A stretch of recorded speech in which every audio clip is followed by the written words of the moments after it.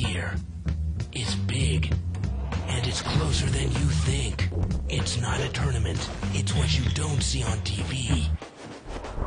The cash is real. The stakes are high. They bet big. They win big. They lose big. High stakes live action poker. Live at the bike. Watch it live on the web or play it if you dare at the Bicycle Casino right here in Los Angeles. Hello, everyone, and welcome to Live at the Bike, brought to you by the Bicycle Casino in Los Angeles, California, the first and only webcast of real action cash game poker.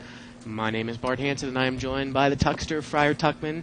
David, how's it going? It's going good. Well, we're going to start off the week with the bang, another week of Live at the Bike. Tonight we are doing a $500 unrestricted buy-in, no limit hold'em game featuring Kathy Keller Kohlberg. Now, some people might have seen her on GSN, Battle of the Sexes versus Pro Poker Players versus Comedians, and she's actually done some commentary in here.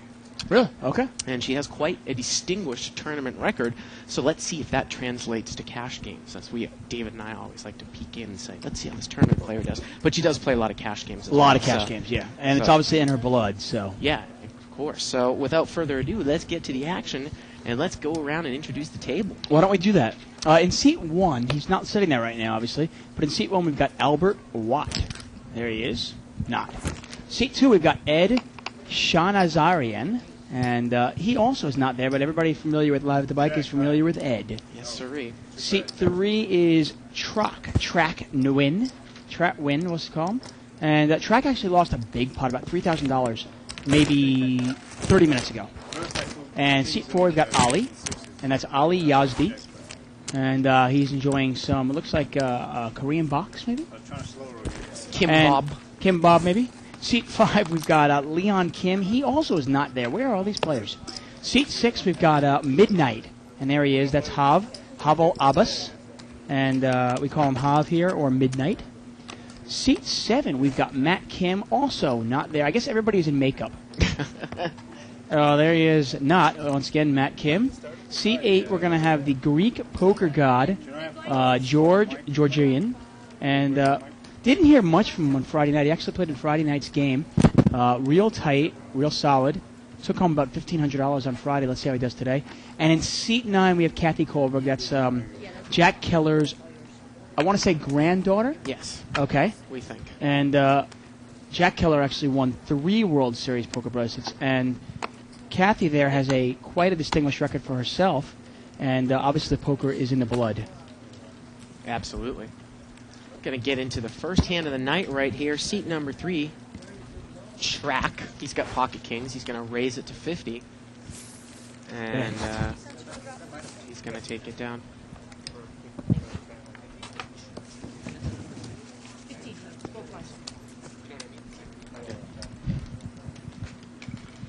So the button's going to move. The button's going to move over to seat number 6. There.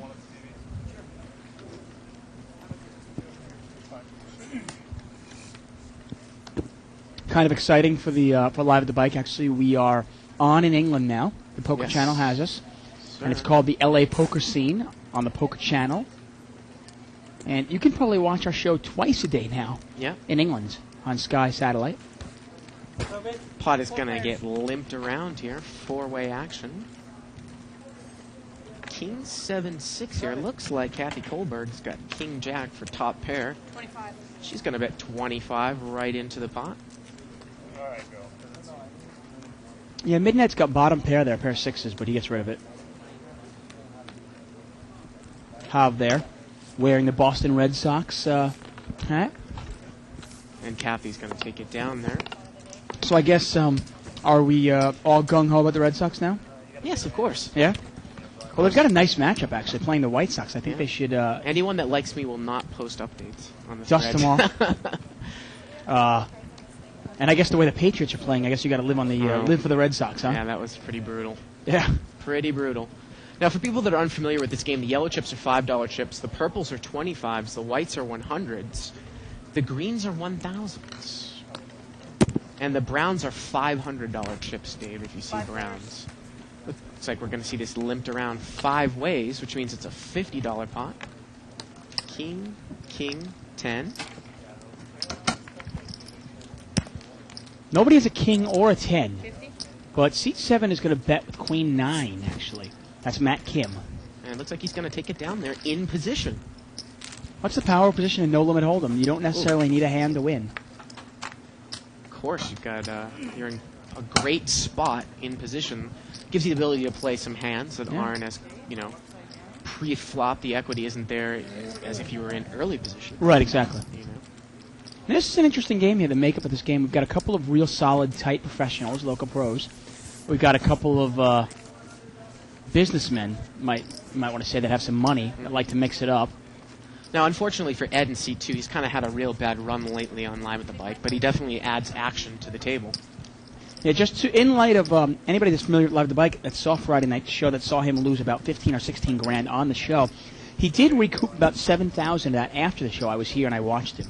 I heard that he caught a set against Barry Woods on the river against Barry Woods' set. Yeah, that was one of them. And he also caught somebody just didn't believe him. He had ace-king. The flop came out with an ace and a king. The turn came out with an ace. Oh. And some guy just did not believe him and lost all their money to him with just with just trip aces. Well, the pot is limped around again. We haven't seen much pre-flop raising here. 45. Jack 5-3. And Track is going to bet here with a wheel draw with ace-deuce. Hav is quickly out of there. He's pretty conservative there, Dave. Quickly mucks the ace-5 second pair. And Track takes it down. This is one of those games where, at least at this point, with Ed up and Albert Watt up, this is the kind of game where, you've got to be content with winning a lot of small pots. Because players like Hav and players like George and Kathy are not going to let you win a big pot against them. Generally speaking, obviously, you can get really good best hands against good second best hands. But it's tough to win a big pot against a guy like Hav.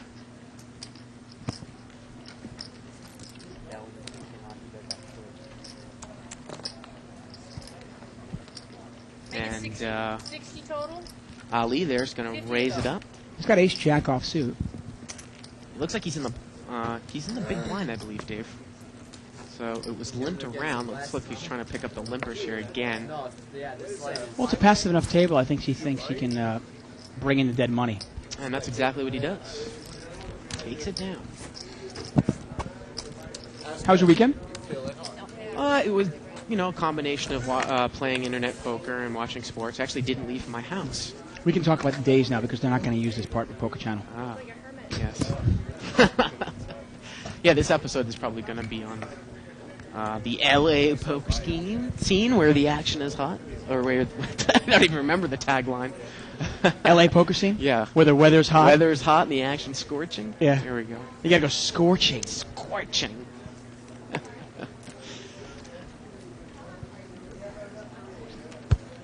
Raise. 60 total.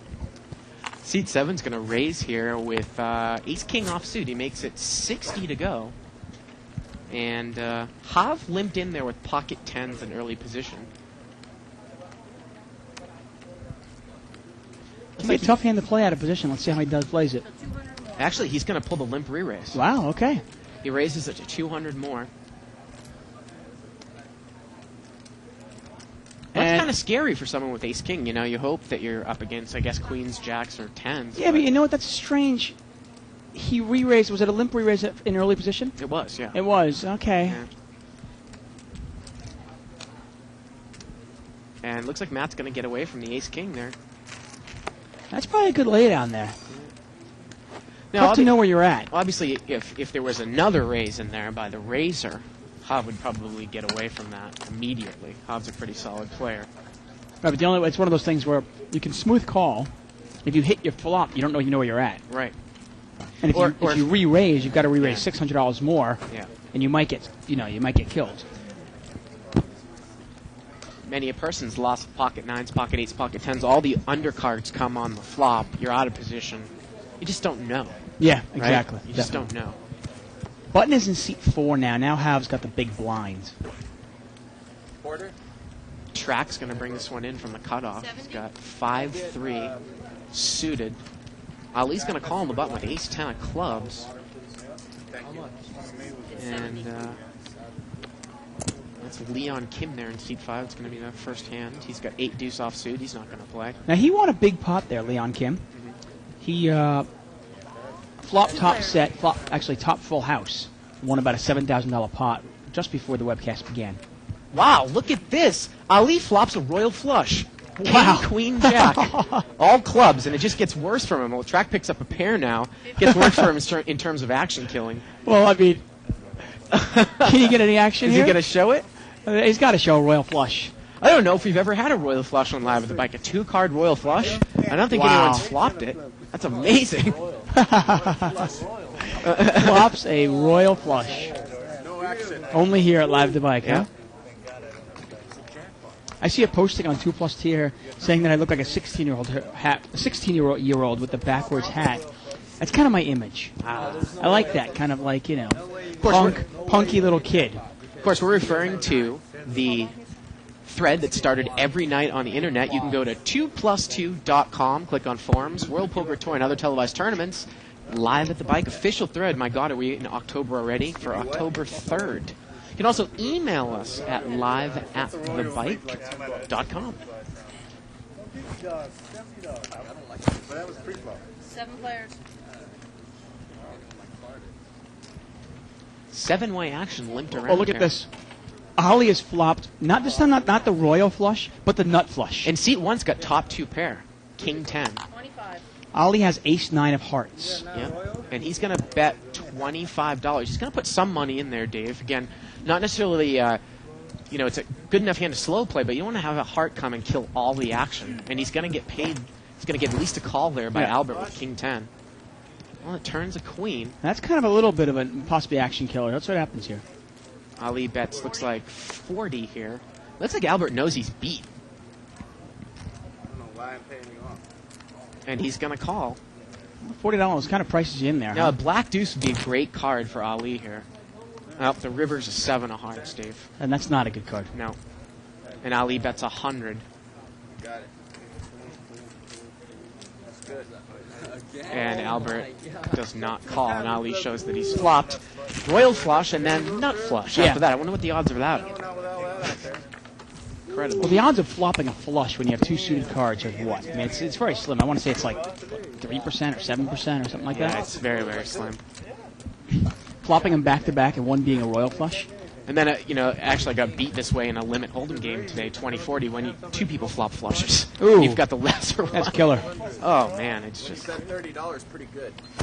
it's unbelievable. Nice hand, nice hand. So we're moving along here, and George has got the big blind.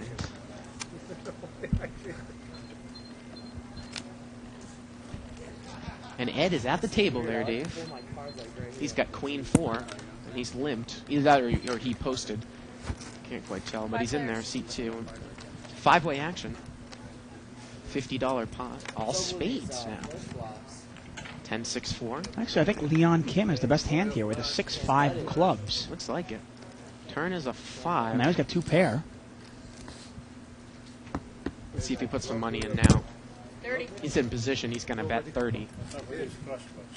He doesn't. He can't. His hand can't take much heat there. 2 pair with a board like that. But I think he'll take it down. And he does.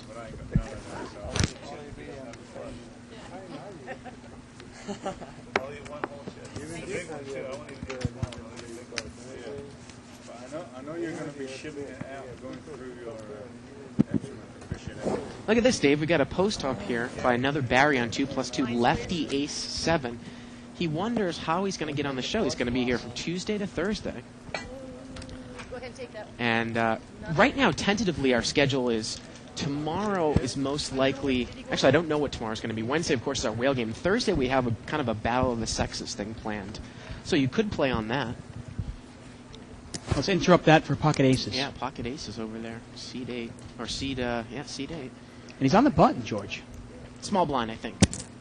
Bet is 65. Yeah, Oh, he's going to okay. raise it up to 65. Now Leon limped in with Queen Jack suited. And Leon, you hear Leon say that? He goes, I would call anybody else with this hand except you. Yep. And that's sometimes the problem with having such a tight image Yeah. that you don't get any action. Well, the funny thing about George is we've seen him on the show at all levels. We've seen him in 10-20, 5-10, 3-5, no limit. Yeah. And he really loosens his game up the smaller the level. But I was actually telling him afterwards on Friday, I'm like, boy, George, after the show, it was like, boy, you really could have pushed with some of those ace-king suited hands. And he was just like, it's just a drawing hand at this level. I don't want to get killed. Well, So you kind of wonder, and I do respect George's game, but you Yeah. kind of wonder, is he comfortable playing at this level? Because it shouldn't really change your game, No, should it shouldn't. If you play a certain style at 200 and a certain Yeah. style at 500, well then why aren't you playing it at 510 limits or so forth? Or Pot is limped around here. Ace, 8-7. Kathy's got an ace there. Kathy in seat 9. Got checked around there. She's in first position, so now she's going to bet here. A lot of people will check what seems to be kind of a weak ace in early position. Yeah, Ollie's picked up a flush draw now. And he's going to call.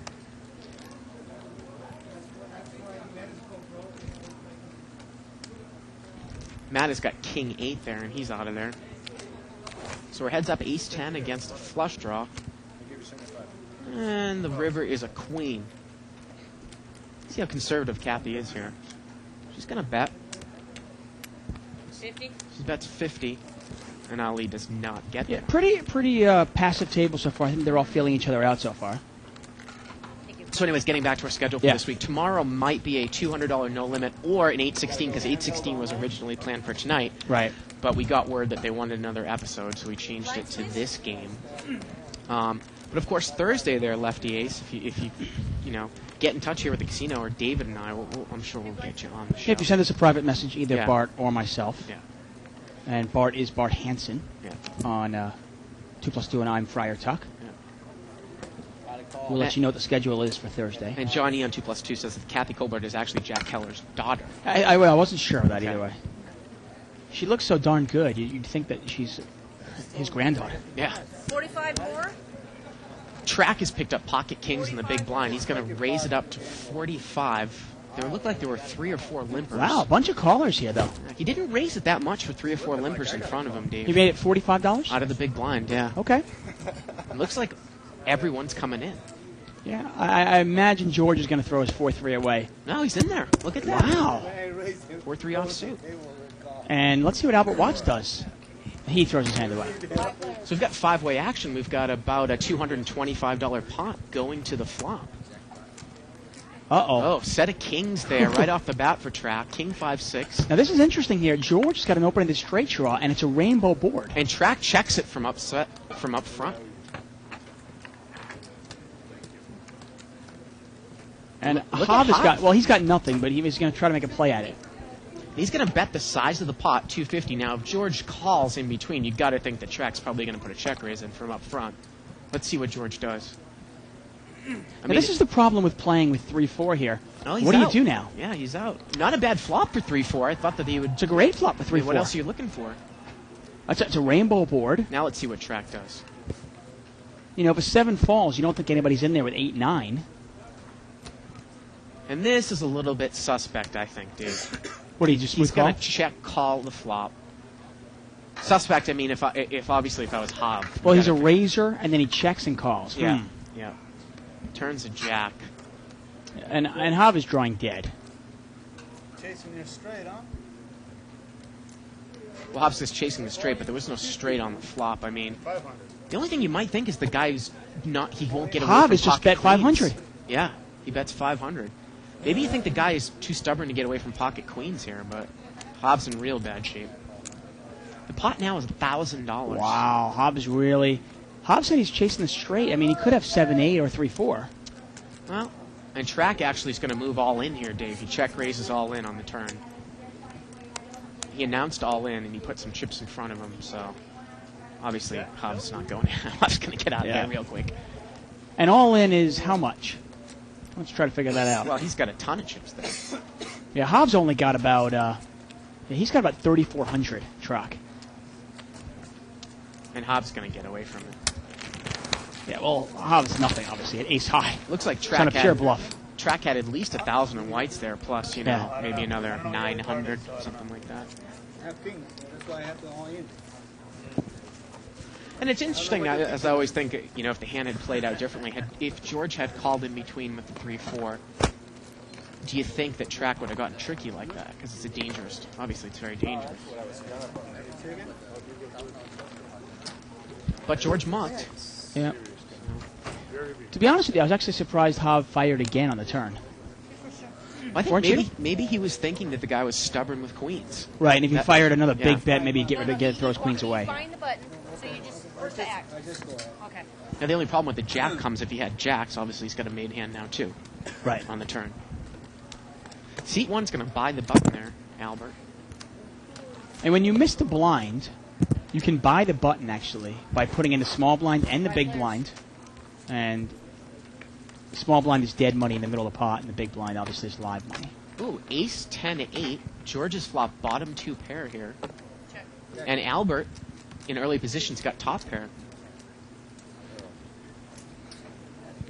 75. $75 bet here by George with the bottom 2 pair. Well, bottom 2 pair, especially the board like that, that's pretty vulnerable, Absolutely.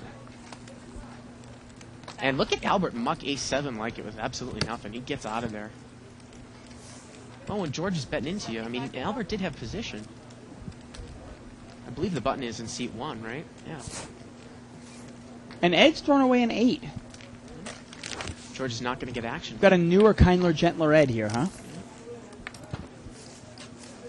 Well, sometimes the problem with Ed's game, as we saw on Friday, was, and I don't know if he might have been tilting a little bit, he had trouble laying down top pair. Right. He really did. Yeah, well, he was having trouble laying down any pair Yeah. at some point. But, I mean, especially top pair. I mean, he was willing to commit all his chips with top pair. Yeah. We saw Barry Woods take a big pot off of him with an over pair. Right. Um, And then, obviously, again, we saw Corporation we Mike. saw Corporation Mike actually probably underplay his hand. Yeah. We were commenting on before. Very rare for Corporation Yeah, Mike to yeah. underplay anything. Right.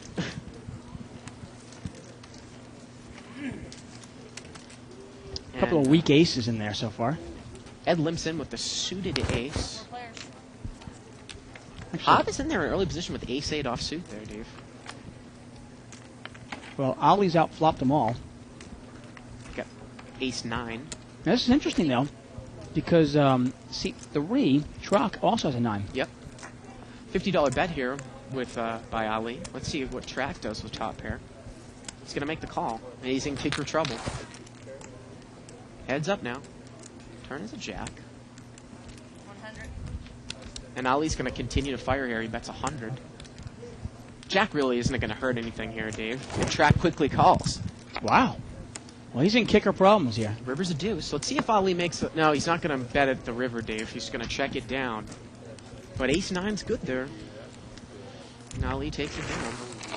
Now, that's a spot where you were talking about the pros in the whale game, right? Oh, yeah. And that was a spot where they would have bet the river. And I think Ollie misses a little chance there. I mean, there's 9-4-3. There's no real draw out there, okay? I mean, in theory, you could make the argument the guy had 5-6. Yeah, that's the only thing I was But he thinking checked about. into me. Yeah. See, I think I 100% agree with you. I think people get too...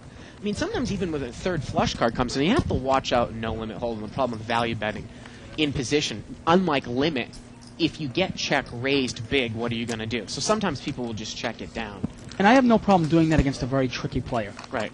I'll give you an example. If I'm playing against, say, Jonas or somebody like that, or Kenneth James, and he checks into me, I might check it behind me because he might check raise me bluff. Right. He might check raise bluff me. Right. But most players aren't capable of doing that.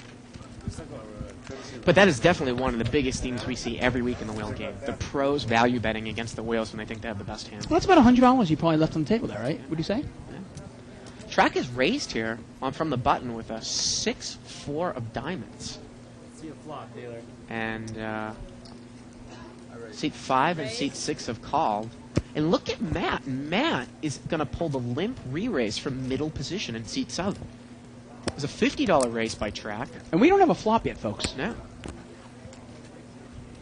He's going to raise 360 with queen 10 off. He's got 310 And I don't, He puts track on garbage. and I don't think anyone can call here. Leon's got ace jack in early position. Now, Leon's a real type player. I actually All right, played bring with in him 50, about 2 weeks ago. 50. So 350 more. 360 to go. 360 to go. I want to say there's about 2 to 250 in dead money in the middle of the pot right now. I had one of those bad beats. And there you go. He takes it down, Dave. Hope I get to see $10. Seems like at a table like this, you might be able to pull that move every 15 rounds and just become profitable for the night.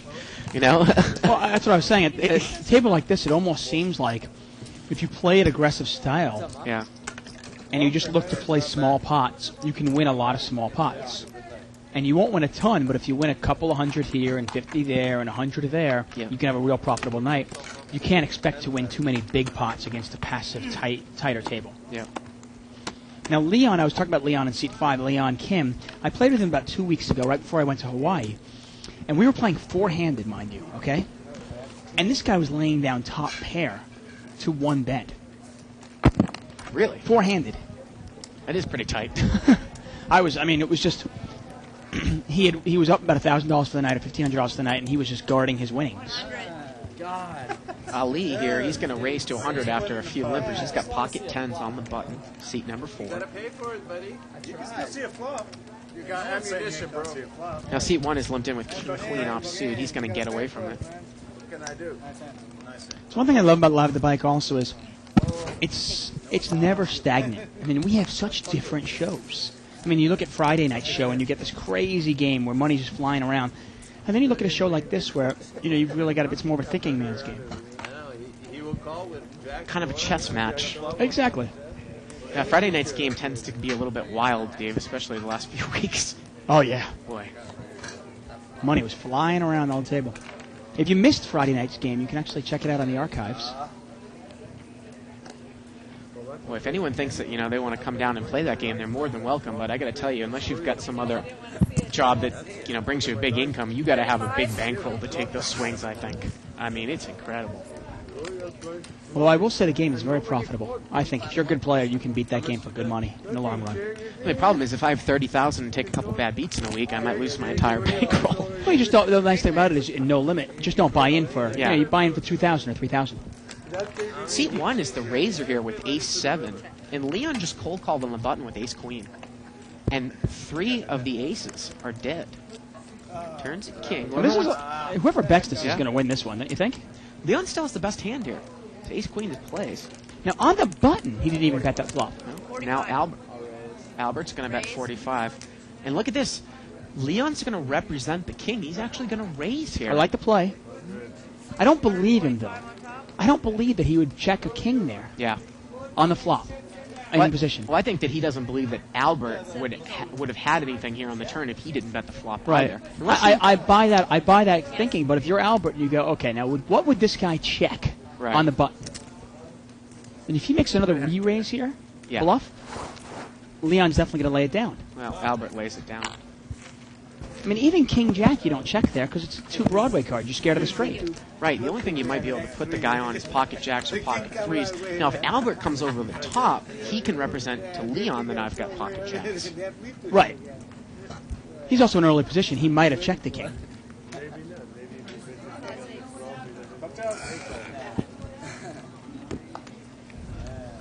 Button is in seat 6. That's Hav.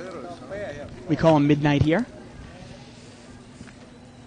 A little close-up of Kathy Kohlberg. She plays a pretty tight brand of poker, Dave. 40? Well, we've said many times, solid poker is generally pretty boring to play, isn't it? Ali is raised here with pocket 7s. Doesn't look like he's going to get it. Ali's raising a lot more than he usually does, isn't he? Well, he's picked up some pretty big hands.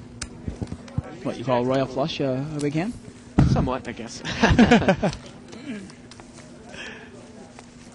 Well, since all the players are here now, why don't I do a quick introduction of all the players? Yeah. In seat 1, once again, we've got Albert Watt. There he is. You can find him here and on the most wanted list. Look at that hat. What is that? Seat 2, we've got, of course, Ed Shanazan Azarian. There he is. The infamous Ed. Seat 3, we've got Track Win. And there he is. There's Track. Seat 4, we've got Ali Yazdi. The myth, the legend. Seat 5, we've got Leon Kim. I was talking about him just before. Leon, very tight player. Seat 6, we've got Midnight. There's Havel Abbas. known as Hav or Midnight. Seat 7, we've got Matt Kim wearing the Dodgers hat. Seat 8, we've got George Georgian. He likes to be known as the Greek polka god. And seat 9, she's gotten up from the seat. That's Kathy Kohlberg, and that is Jack Keller's daughter. Jack Keller, obviously, winner of 3 World Series poker bracelets. And the pot was limped around here, and Track is going to bet. He's got ace-8. He bets 45. Ed's got trips. And Ed check calls here on the flop, and we're heads up. Ace-8 against Queen-5. The turn's a 10. That gives Track a spade draw. Let's see if he checks right behind here, Dave. I got to tell you, when Ed check calls me on the flop, it could be a little bit fishy. He's going to bet 100. The problem is Ed would call that with ace-deuce, wouldn't he? It's hard to put Ed on any hand. And now Ed is raised. He now that raised pretty much gives it away. 200, but Track quickly calls. Let's see the river. The river's an ace. Ooh. Now that doesn't change your hand. If the guy had a 5, he had a 5. Yeah. Ed's going to bet 400 here. But that might get Track to pay him off. And it looks like Track is going to pay him off here. Yeah. Take it down, Ed. Well, it's just interesting, you know, sometimes on the turn, you kind of have a strange situation. When your hand can actually improve sometimes on the turn, when you think the guy might have trip 5s, checking there is sometimes a good play to take a free card. Whereas if you had bet with garbage, trying to make it a steal, I can see you betting again on the turn a little bit and then just folding to a check raise. Right. The problem is, though, is what do you do on the river? Okay, let's say you miss your hand. Right? You don't hit your spades. You miss, and now the guy that's $400 into you. Well, now you've induced that bluff. Then what do you do? Well, you got to play good poker there at that point. And read the play. Yeah. Okay. And I understand what you're saying because, you know, if I'm playing against Ed, I know that he could make that call with pocket 6s, pocket 3s. Ace-deuce. It's just tough. King 4. Now, a player like Ed, though, I 55. don't know if he's necessarily going to bet into me 400 with pocket 3s on the river.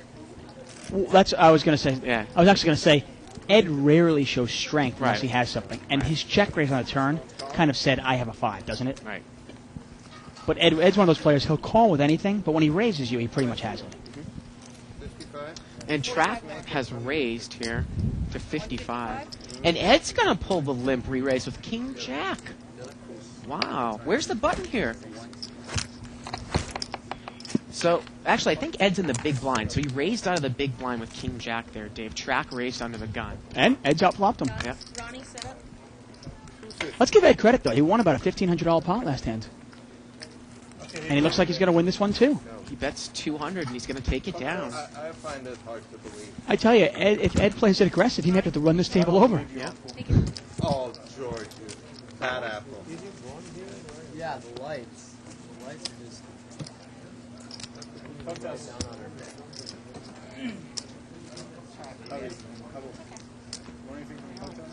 There's a good look at George. I wonder if George's relatives have watched us in the LA poker scene.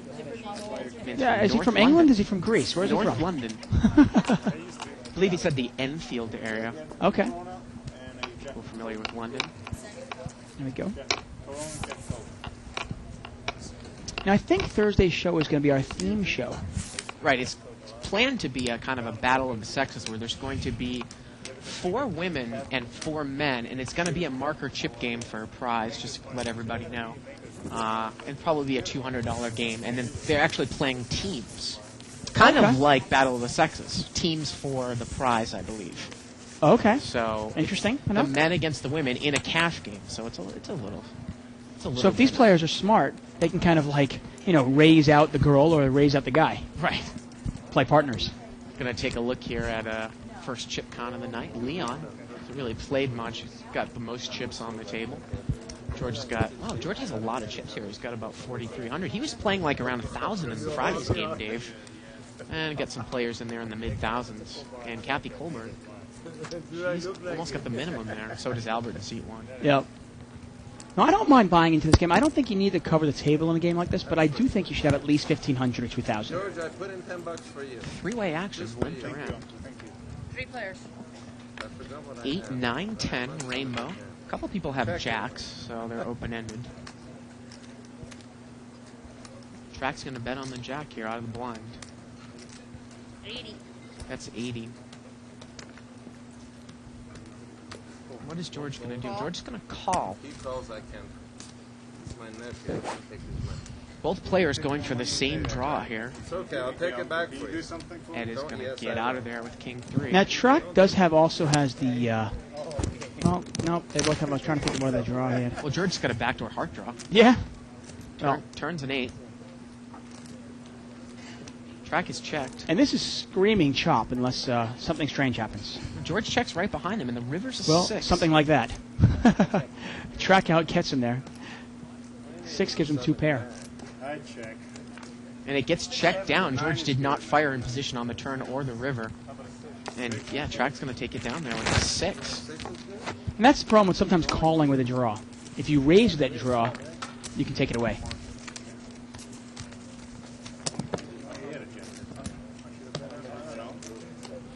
So I got to watch that pathetic, abysmal Coaching, I'm doing just fine. thing they called football on Sunday, where the Jets got destroyed by the Baltimore Ravens.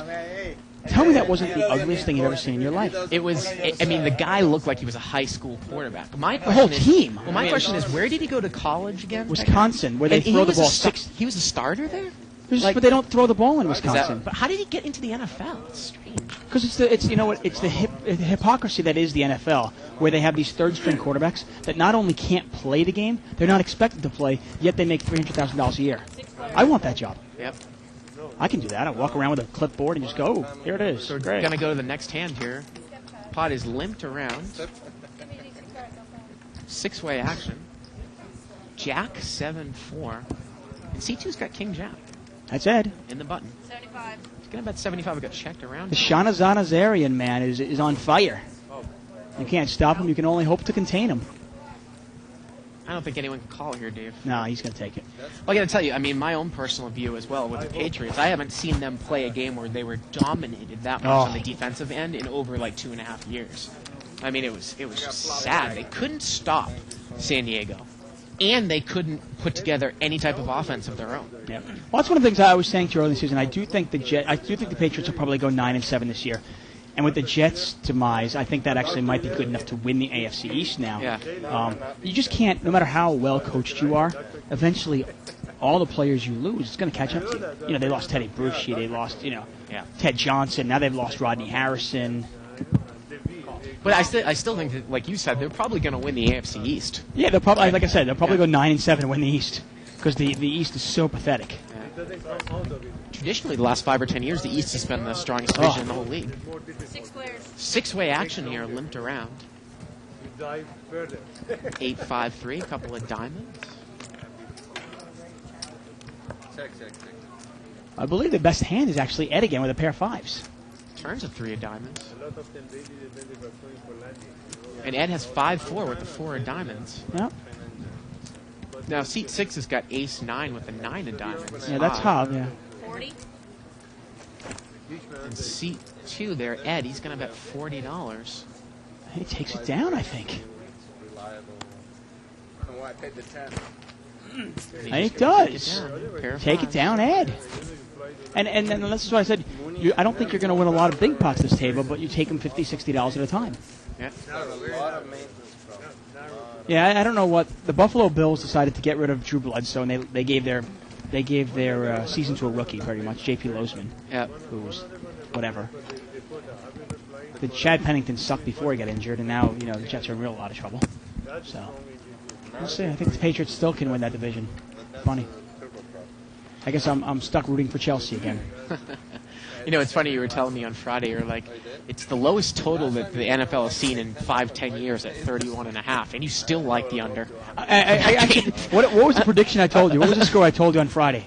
Because nobody else. I think I told you. I think maybe like a 10-3 game or something. It ended up being 13-3. Ace, Queen, 9 here. It was limped around again.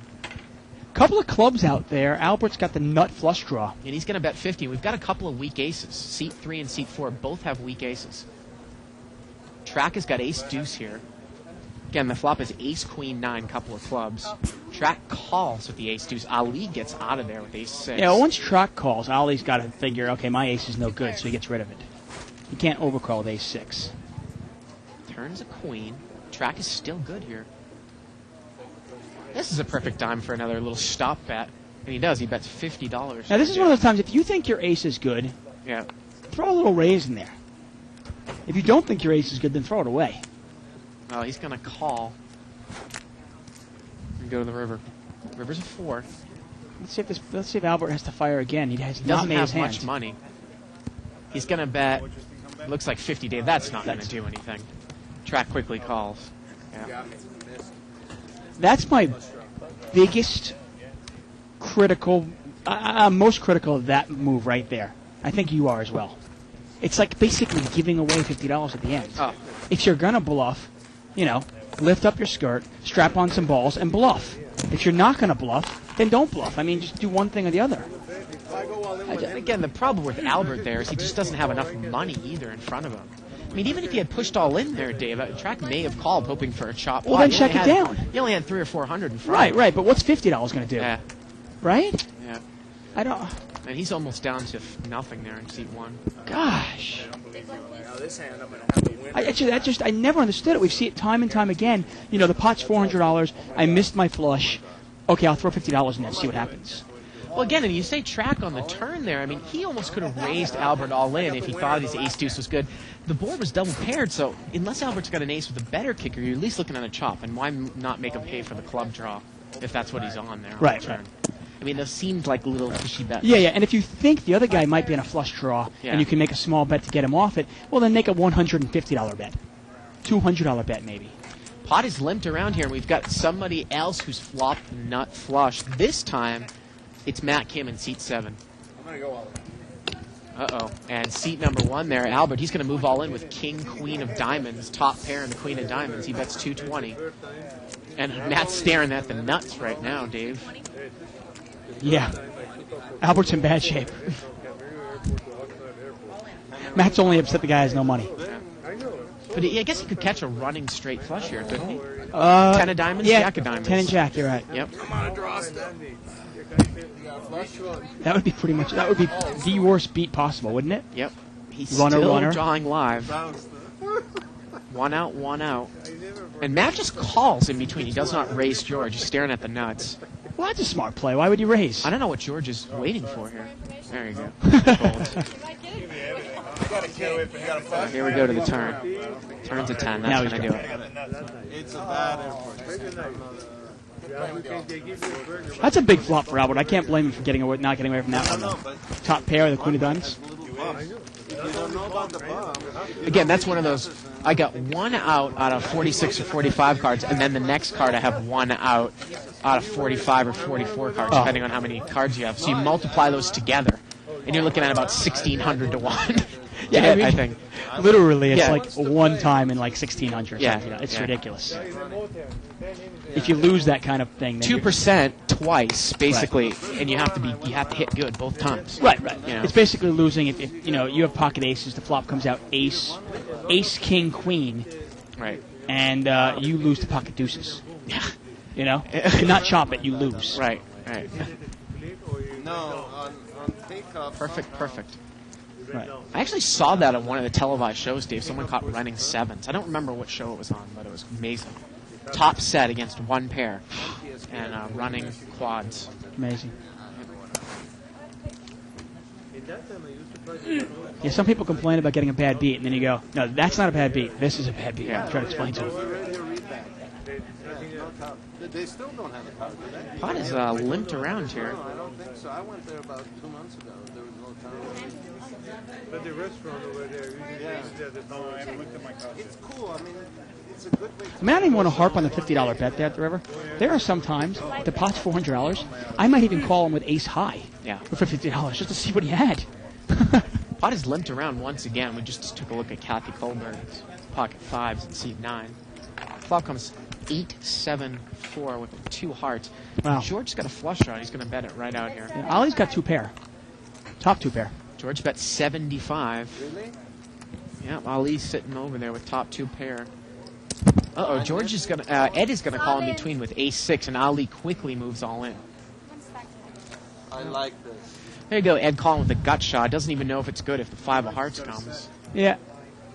I like the play here by Ollie. He doesn't have a lot of money, and there's just way too many draws out there. He's going to move all in for 580.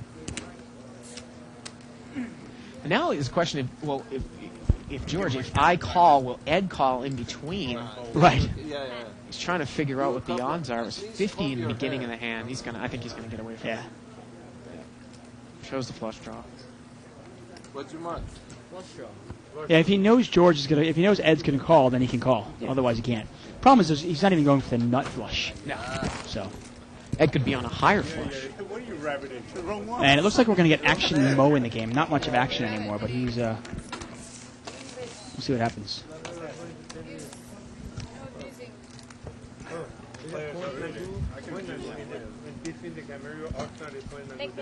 Yeah, it's maybe. Yeah, it's true. Someone pointed out here that Brooks Bollinger was actually a 6th-round pick out of the Big Ten, just like Tom Brady was a few years back. Yeah, the problem is Brady played for Michigan, which actually throws the ball, while Bollinger played for Wisconsin, who I don't think they've had a pass offense in 20 years. One of the other interesting things they say about Brady is that he has actually not lost a postseason game at any level since his sophomore year of high school. He won all the bowl games at Michigan. Obviously, he's won every time he's in the postseason with the Patriots. Mr. Clutch. 6-way action here. The pot was limped around. Button is in seat 8. 10-6-3, a couple of spades. And Bet 50. Ali has got ace-9 of spades. He's got the nut flush draw. He's going to bet. Yeah, Matt Kim's got top pair with a king kicker. He's got king 10. And that's seat 7. Again, 6-10-3, a couple of spades. And Matt Kim is going to raise here. He's going to raise it to 100.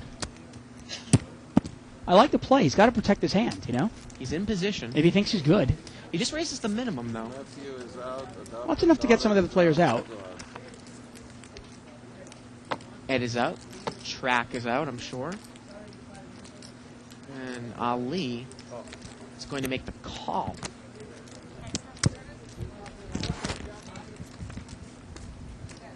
Turns a king. That gives Matt 2 pair. King's up. Let's see if he really drives it here, Dave.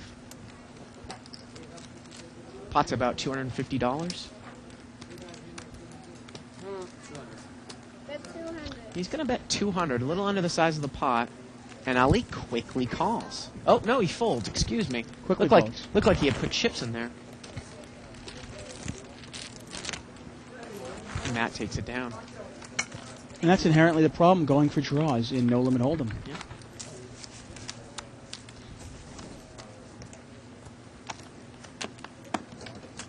Small blind, big blind. Getting word that Tom Brady went to the same high school as Barry Bonds. Maybe he's on steroids too. I think he talked to your wife. San Mateo. Right? San Mateo, California? Taylor, what's up with this? Oh, he went to an all-boys high school. In Isaacstown. So you think maybe he's gay too? Not only is he gay, he's a steroid user. There you go. I tell you, you people from Boston, you'll resort to anything to win a Super Bowl. Pocket King's all in pretty fast. Once again, we are live at the bike. Live, unedited, unscripted. I'm David Tuckman here with Bart Hanson, and we're playing No Limit Hold'em. Blinds are 5 and 10. Button is in seat 9. This one's going to get chopped around here. And I gotta tell you, if I'm sitting next to Ed, I never chop. I love Ed. I think he's a very, very lovable guy. But maybe I think too much of myself. Actually, I don't really chop against anybody. I don't want to chop with anybody. Oh, especially if you think you're going to have overall positive expected value playing a guy heads up. Why would My I? goodness. Right. Especially No Limit Hold'em is Right. generally a heads-up game. Yeah, Can you believe it's October already? absolutely amazing. I gotta tell you, there was a chill in the air today, though, wasn't there? Really? I mean, it was a little chilly last night, as opposed to like a week ago. Button's moved over to seat number 2. If I'm not going to play my hand, can I just punch it? Look at Hobb coming in with the ace rag off suit again here, Dave, in early position. I think he's getting a little frustrated because he doesn't view the table as that tough a table, and he's having trouble beating it. Yeah. He's just not catching cards today. 5-way action limped around here. $50 pot. 10, 8, 5, couple hearts. And looks like a couple people have top pair. Yeah. Kathy's going to bet 30 with Jack 10. Ed is called with a gut shot. And Track calls with middle pair. And Ali is in there with 9-10. Wow. A lot of hands out there. A lot of things that she has to dodge. Turns a deuce. Well, that's a perfect card for her. She's She bets a little stronger this time. She's in position. Now she's Gonna get bet respect. $80 there on the turn. Into about a, what, $200 pot? Yeah. It's kind of a 170, 180. call me, but I'm not going to give you the right odds to call me. Track is still in there. Wow. Both players call, Ali and Track. The track is in there. He does not have a draw. He only has one pair. Pot's about $450 to $500. Let's see the river. The river's a deuce. Oh, what a perfect river. That's a great card for Ali. I mean, for Kathy. And Kathy does not bet here at the end. See, that's a different type of play, because since Ollie's calling me, he could be calling me with Queen 10, Yeah, theoretically. I agree with you. I think with Jack 10 in that spot against Ali, I'd probably just show it down. Yeah, Ace 10 is a much different hand. Absolutely, especially when the deuce pairs in the river. I mean, you're golden. I'm wondering if Ollie or Track were going to use a heart, had it come, as a bluff card as well. Maybe Track was using any 6, any 8, or any heart as maybe a scare card. But when it came out deuce, deuce, there's not much you can scare. Those aren't exactly the scare cards. Finally taking the pot. They still have far or no? Nice rider. Oh, we're gonna see our first straddle of the night, and it's by Hav. You said you might be getting a little bit impatient. He's gonna sweeten the pot a little bit from Yeah. the front.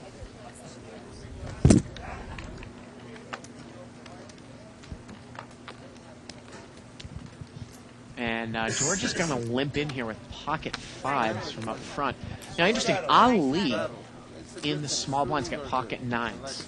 Do you think he's going to try to grab these limpers? No, he's going to play it like I said. He just calls. Well, like I said, there's two ways to play that hand. Yeah. We saw earlier with Ace Jack off suit, he took it all down. Probably could have done the same thing here, right? Six-way action, $120 pot. Here we go to the flop. All Another diamonds. free flush. 10-3 deuce. And C2's got king 10. C3 has 10-4. Yep. See how Ed plays This this? is in the bank. Ed is in position. He's actually in late position. And he's going to bet 40. And Track calls without a diamond in his hand. And wow, Ali calls with pocket nines with no diamond in. That's a real surprise. Yeah, I'm not sure. I don't understand what Ollie's doing there. Yeah. You think your hand's the best hand, then raise. If you don't, then get rid of it. Turn is an 8. Ed's hand is still good. You have flush. Come on, Ed, put a nice bet in there. He's going to bet 50. Not really that much. Nobody has a diamond, though. He's gotten rid of all the low diamonds. And you can't think that Ali can overcall here again, can he? I mean, unless he specifically thinks that both players have He might have a flush. just diamond draws. And he's going to call Wow. again. Now, I'm wondering if Ali or Track are going to use a diamond if it comes as a bluff card. Well, the 4 Oh. comes on the end, and Track hits 10s up on the river. And Ed checks, and Track's going to bet here. It's about a $400 pot. He's going to bet 200. And again, now, if Ali thought his hand was good the whole way, how does this 4 really affect anything? Let's say he thought that someone was on a straight draw. Yeah, Ollie's an excellent player, and he usually plays it pretty smart. I think he misplayed that hand, though. Well, it's a $600 pot, 200 for Ed to call. I'm actually just a little surprised that Ed might have checked there at the end. It seems like a harmless river card. Now, if he checks here, I think you almost have to call, thinking the guy must be on a busted diamond draw, right? You're checking almost You're checking to induce a bluff. bluff. Yeah. But give Ed credit for really thinking about it. I mean, I think I might call him this spot. He's betting 200. And he is going to call here, Dave. Yeah, I got to say, I'd probably play it the same way. I mean, Yeah. the only thing I would have done differently if I was Ed, maybe bet a little bit more on the turn. Yeah. More than $50. Yeah. He underbet the pot a little bit. Yeah, he bet 50 into like a $200, $250 pot. Yeah, he probably could have bet about 150 there and probably gotten rid of the 10-4. But he had two hands in there that, were drawing slim to none. I mean, only 3 4s or 2 9s would have hurt him. Yep. It's legal in some states. I don't know back How about California? No. Let's look into it. Two big blind. After the barbecue. Big blind, big blind. barbecue's happening already. Oh, I'm on We the are menu, being I'm on the barbecued. menu today.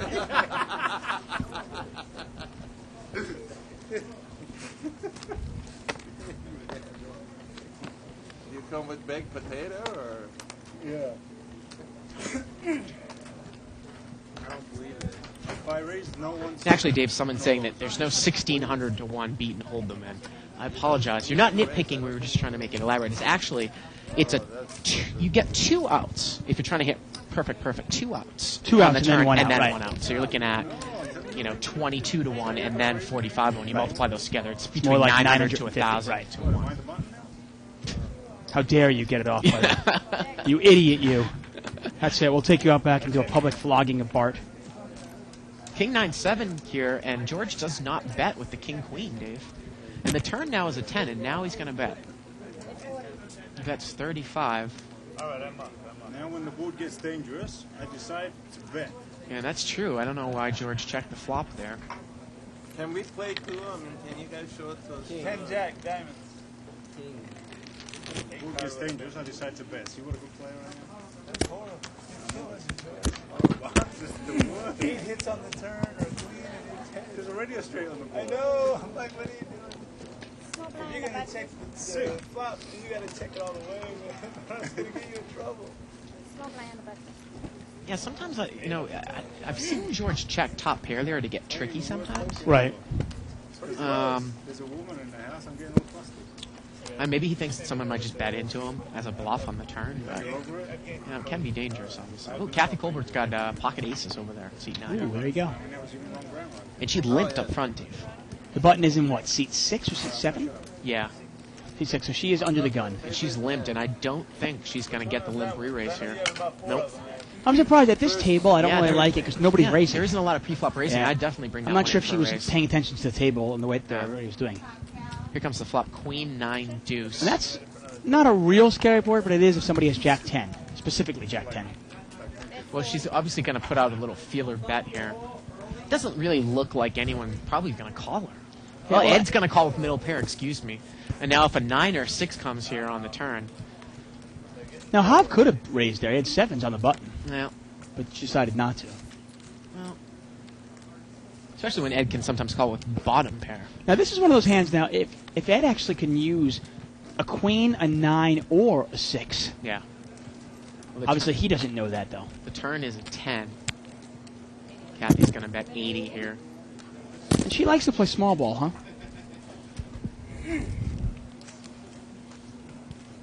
And this is where Ed's How about a game- 9, a 6, an 8, a king? Oh, Also. yeah, it's a whole bunch Yeah. of cards at this point Yeah. now. Yeah. And this is the point where Ed, I really want Ed to improve his game. Good laydown, Out Ed. there. I want him to pay attention to the player he's playing against.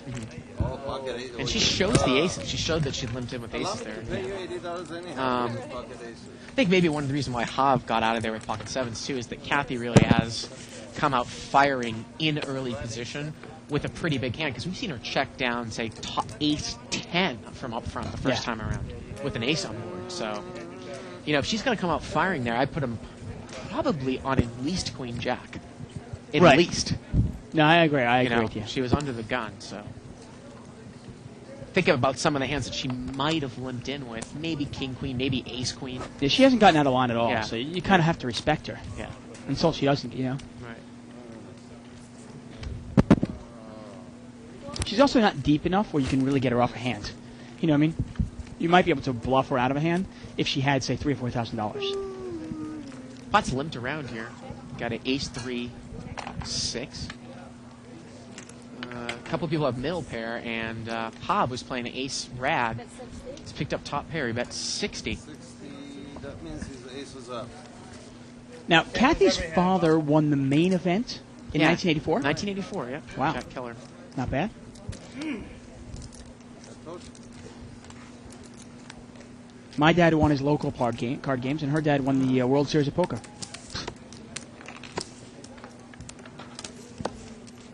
Man. No, I can't say I love my dad, but I might have gotten a short stick there, huh? Short end of it. It's funny how you say the Red Sox are playing the White Sox. Some people don't realize that Chicago, they've had two baseball teams. Boston had two baseball teams for a while, and actually the Braves won the World Series after the Red Sox did in 1918, actually a couple of times. But Chicago, the Cubs haven't won since the 1900s, that decade. I think 1908. Yeah, and the White Sox haven't won since 1917 or 1919 or something like that. Really? They Was haven't it the seen- Black Sox scandal? Well, they lost that, didn't they? Well, yeah, well, obviously Yeah. they threw that. I think have they they had- not won since then? Yeah, they have not won since. the Ollie's picked up separation. kings. He raised And- to 30. Well, and that's George just- called with that's pocket asking for a call. fives. Flop comes Jack 10-10 here. George is on the button. Kind of a small raise, $30, isn't it? And Ali is checked, it looks like, with the kings from up front. It's about a $60 pot. George is going to bet 50. And yeah, Ali just smooth calls with the overpair. Ooh, turns an ace. And this is just getting worse and worse for both of them. And now both players check. And the river's a deuce. Well, now you would, well, I check. I guess there's a couple ways for Ali to play there on the river. Check to induce a bluff. I think at that spot that maybe kings are good, don't you think, Dave? When the ace Yeah, but comes can on you the get turn? called by? Can you Yeah. get? Well, I suppose you could get called by a jack. Yeah. Well, yeah. I You can't think get that's called by a what, jack there. You definitely get called by queen jack or something along those lines. and again, I mean, why would George check when an ace appears unless he's scared of a 10, which means he doesn't have a 10. Right. He might have a jack. But I gotta be honest with you, the type of player George is, I don't necessarily know if he calls Ali off, even if he did have a jack. Yeah. You know. Well, Ollie and George are both have they both have the reputation of being pretty tight. So neither one of them are going to give each other action. Kathy Colbert has the button. She's got a little suited connector. 4-3 of clubs. She's gonna limp in. Ed's in there. He's getting a massage with Queen Deuce. Ed's always getting a massage, isn't he? Yeah. Well, Kathy's picked up an open and straight draw. And Track is picked up top two pair, and he's going to bet right out 10-6 offsuit. He bets 50.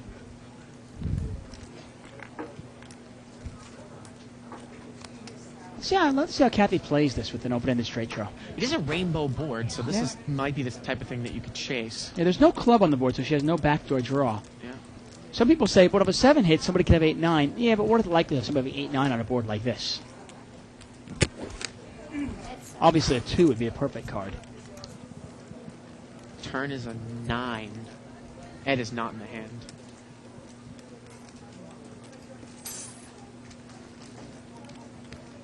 And Looks like about $100. Track's going to bet 100 here. Kathy looks like she's going to lay it down. There you go. It seems like most of these players take one off for their draw, and when they don't hit, they throw it away. Straight draws are actually my favorite thing to go for at a no-limit table because they seem like they're less Now- noticeable. And my point of that is, the board is 10-6-5. If a deuce comes off, and it's a deuce of clubs or a deuce of whatever, it's just not as readily seen as, say, a 2 flush and then the 3rd flush comes out. Yeah. It seems like everybody's always looking for the flush, while, sometimes they don't always look for the straight. Straight sometimes misses them.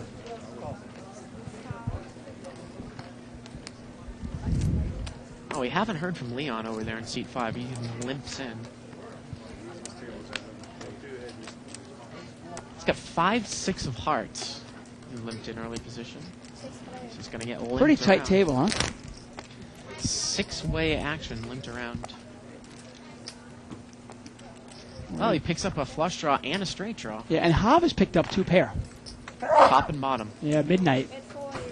And he's going to bet 40. And Ed has ace-5, so you wonder if he's going to get involved here on the button, Dave. He calls. You wonder? Now, is Leon's hand good enough here to maybe put in a check raise with 6-5 of hearts with 2 callers? No, he's just going to call. So we got about a $200 pot to the turn. And the turn's a heart, and Leon's made the flush. But you see my point there. Everybody at the table looks at it and goes, oh, 3 hearts. We see it right away. But had a 4 come off, Yeah, a 4 of spades, say, right. it's much sneakier. Absolutely. And at no limit, obviously, deception is the name of the game. It's the way to get paid off. It's a $75 bet here by Hav with the aces up. Looks like Ed's going to make the call. Let's see what Leon does now. Well, he's got to raise here. Has to raise here. His flush is way too low. He just calls, Dave. I- Just calls. Wow, that's really surprising. It's an action killer. Why not raise Yeah. the minimum? Make it Yeah. 200 to go. And the river is an 8. And he checks again. I don't think he thinks his hand's good, Dave. I mean, he's checked again. Nah, he's got to think his hand is good. And Hav is going. And I'm really surprised Hav is continuing to bet. Well, Kiev, the other guy hasn't shown any strength. He has aces up. Hav bets 145 now with ace 3. So what, do you dismiss Ed as having nothing and the other guy has a weak, maybe a strong ace? Pot's like 500 or 600 now. It's 145 the call. Ed gets rid of it. Gotta pay you off, man. And look at this. Yeah, Leon doesn't think his hand's good. He says, I got to pay him off. I told you, he's super tight. He doesn't think, he says, I got to pay you off. And he's going to take it down with the low flush, but I got to pay you off. the way that he said it and the way that he played it, I think that he thought he was behind the whole time. Oh, it's amazing. I did tell you that. It was amazing. I told you the other day. I played heads, four-handed with this gentleman in seat 5 Leon, and he was folding top pair to one bet. Time, just keep his money You know, immediately putting me in, you must have 2 pair. You must have a set. far ahead. Yeah, that's pretty passive. Incredibly passive. I mean, to me, if Leon ever shows strength, run out of the pot. Just run away.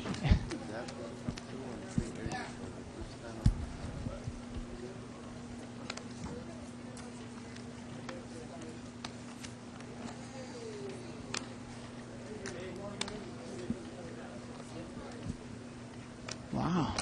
I mean, I knew he's tight and passive, but I really thought he'd make a move there with a flush, you know? We've got pocket aces here by Leon. He's in the blind, the big blind. Ollie, no, actually, that's... that is Ollie. Yeah. No, actually, that's Leon. It's Leon, yeah. Listen. I'm sorry. And Track is going to raise with 10-4 here. He won the last hand.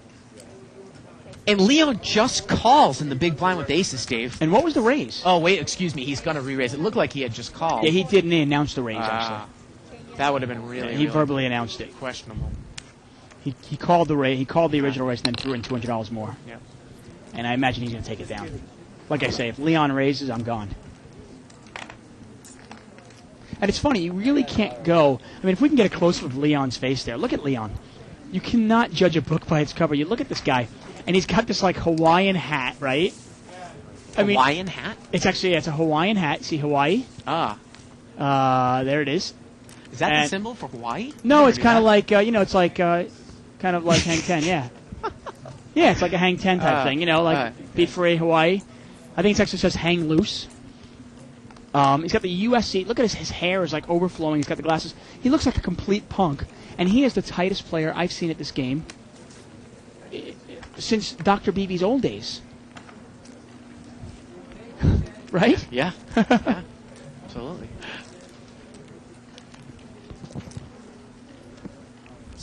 I don't know, it's a new age of poker. With internet poker exploding, you really can't judge a book by its cover. It's hard to see, hard to know who has the most experience at a table these days. Pot is limped around here. Jack 9-8.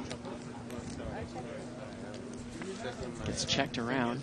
Turns a queen, and now Ed has the nut straight with an open-ended straight flush draw. And he checks it. Anyone with the 10 would have a straight as well, and the river is the 6 of diamonds.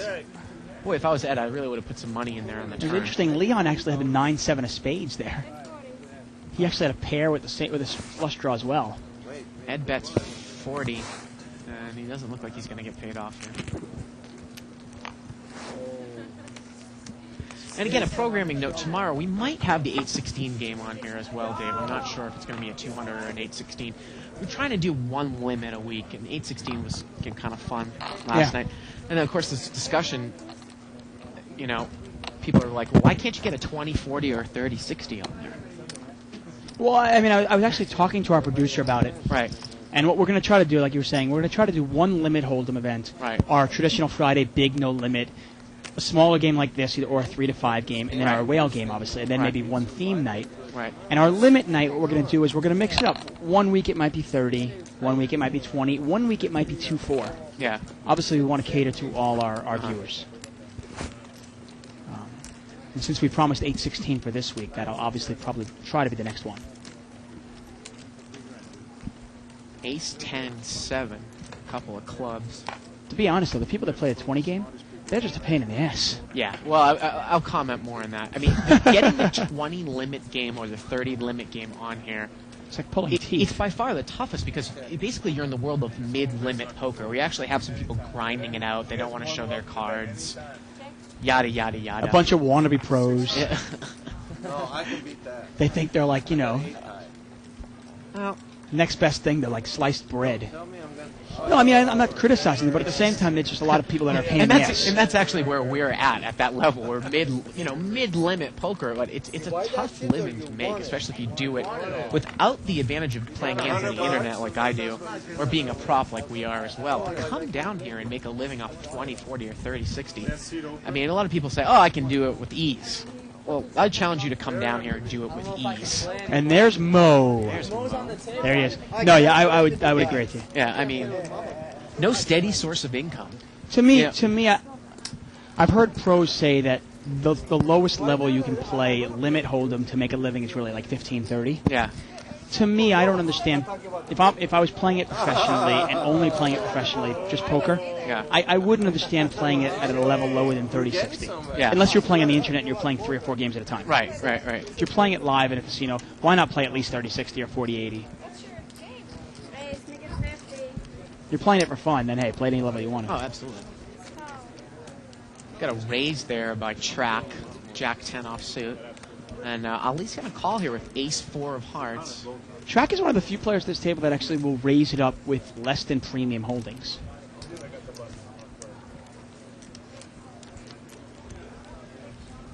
And we've got a couple callers here. 4-way action. $50 raise pre-flop. That means it's a $200 pot. Jack 9-3. Track has hit top pair. And Ed has top 2. Jack 9. Well, you know what? Track got lucky versus Ed before. I think this is Ed's turn, huh? Track's going to bet 75 into a $200 pot. Pot is now 275. Let's see what Ed does with the Jack 9. He's going to check raise, Dave. I like the Makes play. it 200 straight. Yeah, he is out of position. I like that play. And Track calls. Pot is now $600. The turn is a 7. Keep pushing, Ed. Come on, buddy. Nice Track- $400 bet here. Oh, he's going to bet 100, Dave. He bets 100. Track's got a gut shot now, too, with the 7 coming on the turn. I love the check raise. That was wonderful. It's a great check raise. And Track quickly calls. And the river is an 8. And that look gets at him that. there. That gives him the straight. Oh. 7 on the turn. River is an 8 of clubs. And Ed bets 400, and Track quickly moves over the top, all in. Oh, poor Ed. And is Ed going to get away from it now? I mean, like you said, he really went wrong. He bet 100 on the turn. Yeah, I think Track might have called him anyway, but it's just a really unlucky river there. Oh. I mean, obviously, a 10 would have been good as well. Dave, the pot is 1,600 plus Track's raise, which looks like somewhere in the midst of 2,000. I think it's about a $3,500 pot, about 2,000. Let's see if we can get word from our from Don out there. See what exactly the amount is. I think that's what it is. It was 1,600 before the raise by Track. So And it's another $2,000. yeah, so 3,500 to 3,600, about 2,000 to call here. And it is a one-liner. There's 3 clubs out there. Yeah. To me, I mean, obviously for us, it's very easy for us to fold this. Yeah, it's just, you know. But there's a lot of scary cards out there. Not much that Ed can beat. Can't bet. I mean, let's say Track was calling with an open-ended straight draw, Queen 10. Well, the 8 gets him there. Let's say he had Jack with 2 clubs.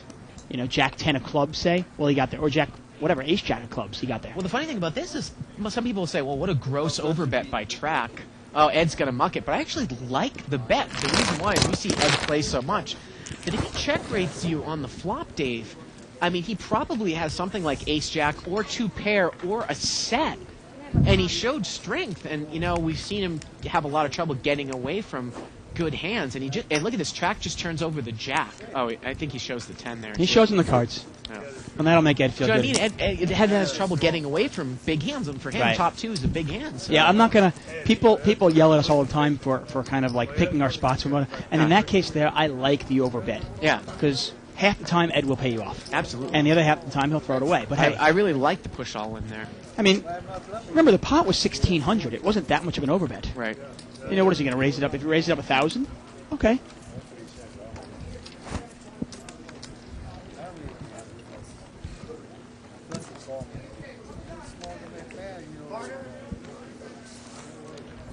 Well, you're right. I don't necessarily know if Track's going to go anywhere on the turn, but Yeah, I mean, I think he's going to call anyway. But you definitely want to charge him more than that. Check raise 200 on the flop, and then bet 100 into a $600 pot. pot's limped around here. 8-way action. That's it? Only 8 people? Ace, 5, Jack. We're going to have to guide you on through here, folks. Seat 5's got Ace King. Did not raise pre-flop. Ollie's got Ace 3. Yep. And Leon's going to bet here. Bet 60, a little over the size of the pot. Again, the board is Ace, Jack, 5. And, wow, seat 6 is going to call with King, Queen, a gut shot. Kathy Colbert's got a flush draw over there. I believe she's on the button. I'm on it. She mocks. She's actually And under look the at this. gun. Mo's going to move all in with another flush draw. He's got 10-3 of spades. I was surprised Kathy got rid of it so quickly. Yeah. Ace, Jack, 5, 2 spades on board. He's moving all in for 1,300. And if you say that Leon's mega tight, is he going to instantly fold this to an unraised Let's pot see. with Ace King? Let's see. If he does, you know what? Hav cannot call. He's all in for about 1,300 here. And look at this. He's going to get away from it. It's I got to tell you, it's an unraised pot. Yeah. That's tough to call. Oh, wait a minute. He's still in there. Full house draw. I mean, he only has one pair. He He doesn't does have have top a pair. king top of pick. spades in his hand, Yeah, the Dave. spade draw, man. All right. And that's what Leon said. He's putting him on a spade draw. Yep. Come on, show some. Mo has pulled the check raise from up front. It's an unraised pot. Do not go broke in an unraised pot, right? And he throws it down, lays it down, and Mo's going to win this. And Hav lays it down, Hav can't too. call. And let's see what the turn and river would have been. Oh, I never call you. See if the dealer shows it. Turns a 2 of hearts, and the river would have been an ace of diamonds. So it would have been a red 2 and then a red ace. And Leon's hand would have held up. And Mo takes it down with the big semi-bluff. Playing the player. He didn't think Leon could call with an ace. I Even mean, ace king. It's almost like that situation that Dan Harrington said against Dave Williams. Was it 2 years ago in the World Series? He's not going to call unless he has 2 pair. So I can make the semi bluff. Dan Harrington had turned a double gutter, Right. But Dave Williams happened to have 2 pair. Right. And right. the Yeah, no, exactly. Yeah. You're making a bet going, I hope he doesn't have 2 pair. right. I mean, I guarantee you, if Leon has ace jack there and has 2 pair, he's going to call. Yeah. But unraised pot, I mean, Mo can just have, there are too many hands Mo can have, especially in the big blind. Mo easily could have had jack 5, even. Now Track is limped in with Ace King. Not a lot of pre-flop raising in this game. Flop comes 10-6-10. We often see Mo, now Mo only had about $1,300 in front of him. We often see Mo playing really aggressive when he only has about $1,300 or $1,400 in front of him. Turns a 9. Or excuse me, turns a 10. There's another 10 there, wow. And now Track figures he has the best hand, and he does. Definitely. He bets $50. Good bet by him. He is going to take it down, it looks like.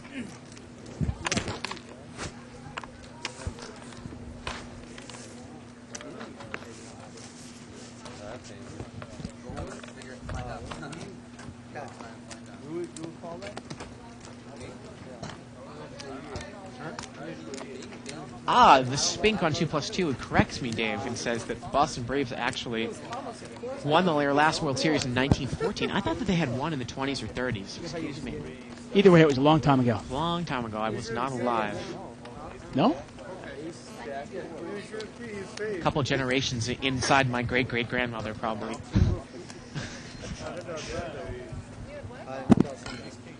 1914. I think my grandfather was born in 14. Who had ace king? I had ace king.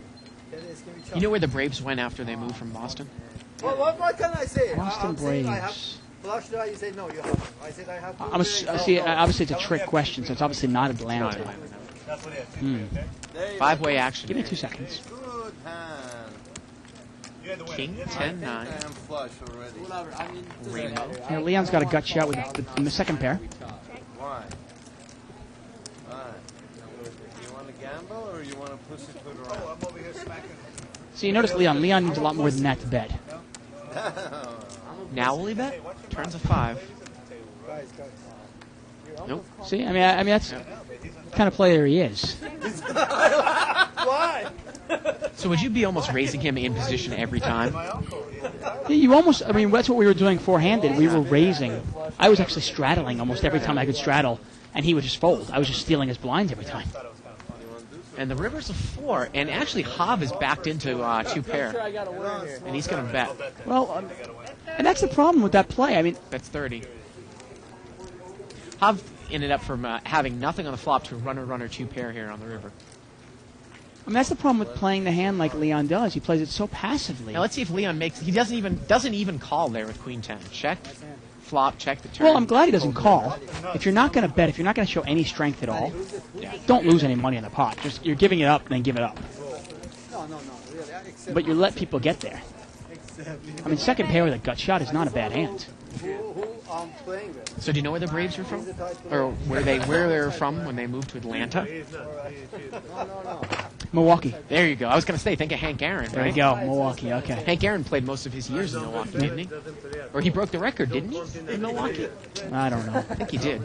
You don't even count him as a player. He's out of the game.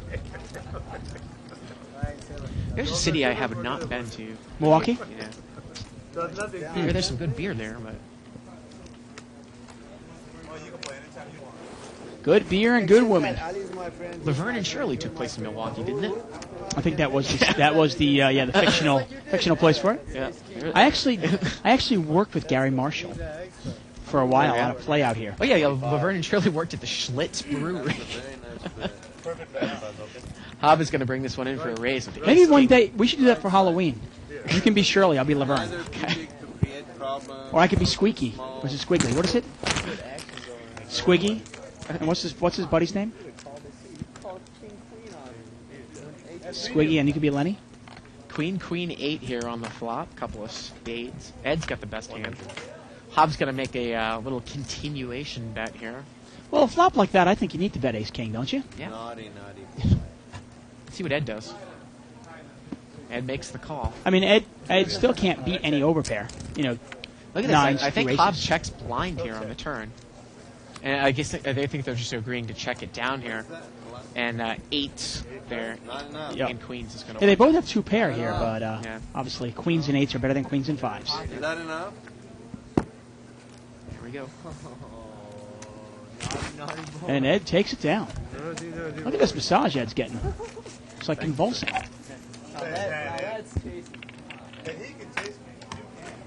tasty. I'm gonna go for a snub. You know, Schlitz used to be like as big as Budweiser back in the 50s and 60s. Yeah? It's just kind of disappeared. I think it's still around, though. Schlitz? Yeah. USC. I'll take your word on it. I mean, I've heard of it, but I have no idea. I'm known as USC. Oh, you're known as USC? Okay. Timmy, sir. Now we're going to go with another chip count. Ollie's still only around 500 there. Pretty much even for the day. Kathy's almost doubled up, though. She's up to 1,000 now. And boy, she's played it really tight so far tonight. Yeah, but pretty, I mean, she's up, I mean, she's almost up $400, $450 today. 40. Track, who really has been the only person that's raised. And notice the Track raises in position, Dave, with a hand like Queen 10. He's Yeah. on the button. Donna. Those girls are selling some candy. And Girls, people are going to call. Wow. Hobbs in there with 10-4-7. Yeah, Midnight's calling with over and out there. Buy something to see what's going on. Ed's got a Jack 7 of clubs. Nah, Bobo. This is a good time out of it for sure. Well, Ed's picked up top pair, but look at Ali. He's got a gut shot wheel draw and the nut flush draw. Now, that's a big enough hand for And he Ollie checks to it from- really move in. He checks it from up front. Let's see if he's going to make a check raise if Ed bets here with the Jack. Ed is going to bet right into Track. He bets 50. Track is the original raiser. Wow, and Track's calling with Queen 10? Wow, Track just calls. And and- Ed just calls. Ollie just calls me. Ali, excuse me. I'm sorry, with ace 3 of hearts there, you got to figure, okay, my ace hits, I'm good. A heart hits, I'm good. A 4 hits, I'm good. A lot of cards. Well, the turn's a 9. Well, look at that. Track picks up a open-ended straight draw now. Let's see if Ed pushes here, continues. You bet 50 on the flop. And look at this. Ed checks, and Track's going to bet now. Track looks like he's betting maybe 200. And Ali quickly calls. Again, not necessarily the best strategy in No Limit Hold'em, Dave. Ooh, there we go. He had that. Lovely. Who needs Schlitz when you need? I got a Bud Light there. Yeah. It is Monday night, so Monday Night Football girls are here. And now, Dave, the pot is quickly approaching about $500, and the river is an ace, and Ali Yeah, I'm buying. gets Don't there. worry. And did it just get checked down on the river? It just got checked down on the river. Track actually gave up, Dave.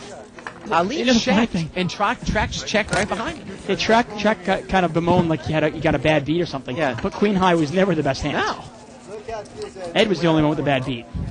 Let's get a close up of that Budweiser girl. Budweiser. Go ahead, Ray. Don't be scared to really move in on that one. Yeah. Trying to get our cameraman to really move in on those girls. Drink Budweiser, drink Pepsi. Watch live at the bike. There we go. Okay, let's see the other one. You did, Ali. Thank you. Ali, you want it for George? Hey, that's good. Have the hold on it. Hold what? Raise to 30. The hold on it. Raise to 30. How much is it? It's free. I just. It's free? Seat number 9 there, I believe. Kathy Colbert, she's got aces. I believe Again? She's made it 30. Hey, that's She's had aces like 3 times tonight. This time she's not going to limp in from early position. She's going to raise. Uh-oh.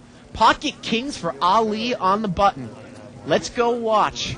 Come from your internet poker, switch on live at the bike. Let's see what Ali does. And there they Kings are. against aces. It's a $30 bring-in, I believe, Dave. Make it 100. Make it 100. You think I can tap Kathy's shoulder and just ask her if we can go come on this one? And let's look at it, Dave. Ali is going to re-raise to 190. And now does Kathy play tricky now? If He doesn't have enough money.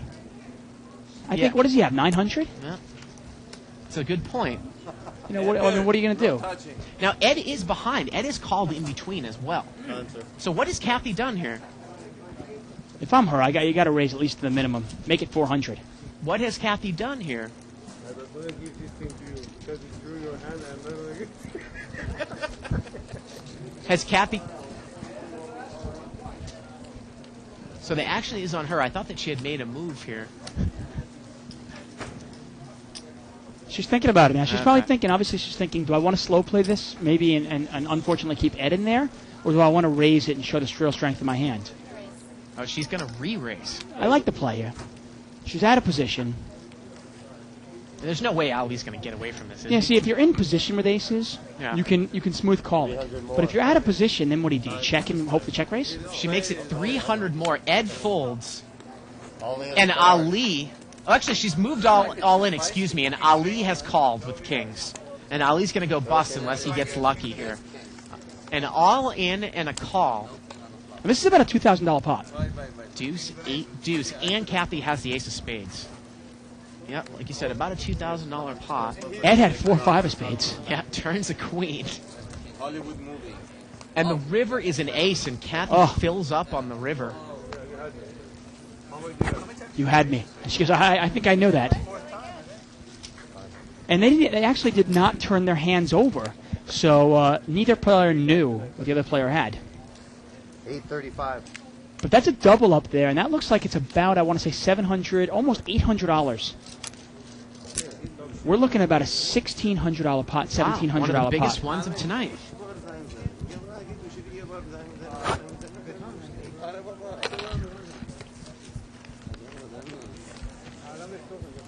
And, wow, suddenly Kathy goes from not being around to really having a good night. Yeah, definitely. You know, she's suddenly up to almost $3,000. Kathy Kohlberg. 500 behind. She's got poker going through her jeans. And she doubles up there. Yeah.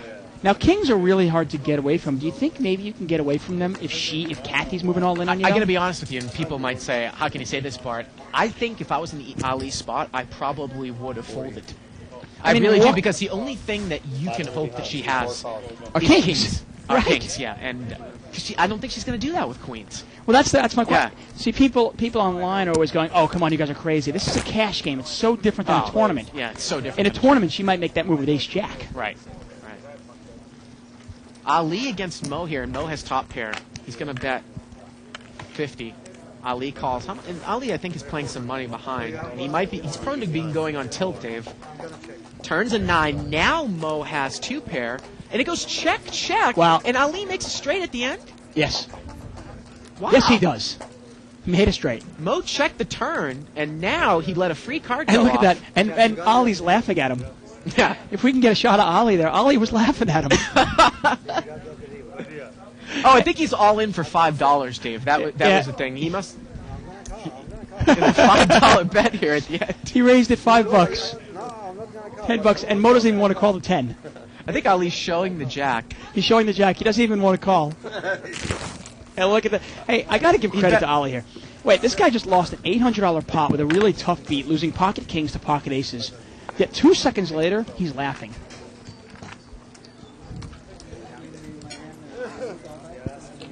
Really a class individual, Ollie is. I got to tell you. They don't know how they are saying, oh, why you even bet? Yeah, that was pretty cool.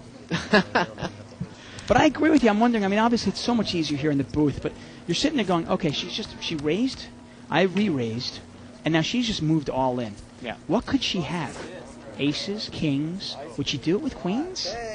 So then you go, okay. If I was short, maybe. So, well, then you're looking at it going, okay, so the likelihood is she either has queens, kings, or aces. Yeah. One of which I'm chopping, Yeah. one of which I'm losing, and one of which I'm winning. So Yeah. it's just, those again, are really her only possible holdings, The way right? that she's played tonight, I don't necessarily know if she would do that with queens. Yeah, I just don't. That's my job to do. Man, look at this. I guess I was chock full of misinformation tonight. Hank Happy Days was also in Milwaukee, and Hank Aaron hit a 715th home run as an Atlanta Brave, but finished his career with the Milwaukee Brewers. There Okay. you go. Well, there you go. So he hit his 715th home run as an Atlanta Brave, but he hit his 700, I think, what, 54th? Yeah, something like that, or 762. 752? Something, I mean, I right around there. Okay. As a Milwaukee Brave. All right. Milwaukee Brewer, I'm sorry. Milwaukee Brewers. 868 here. And now Ali is going to bet with an open-ended straight draw that he picks up on the Best turn. 90. Best 90. Kathy Kohlberg over there, she's got deuce 6. She's not going to get involved.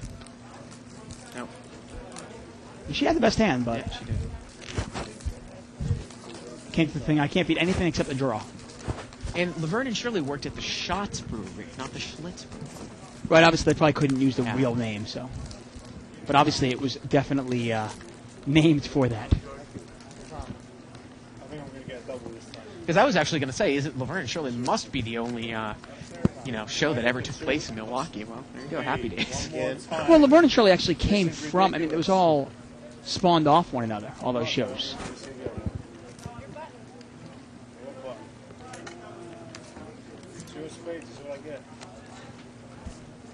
That's a little bit too old for my time. Well, Gary Marshall, just he made his millions, basically, off those Milwaukee sitcoms. Look at this Mo. There's a few limpers in there. He's going to raise out of the blind with deuce 9 offsuit. I saw his dude. Hobby mucks 4s, and What can Kathy I do? Kohlberg, he mucks I saw King his Jack. dude. I'm dead Somebody now. has to tell Mo this is not bluff night. I'm dead now. You can't win Rolling Stones tickets.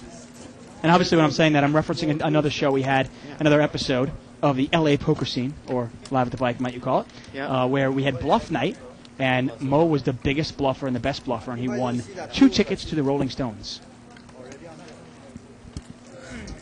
Look at Mo. He's got a necklace on. He's got a popsicle on his head. He's having a good time.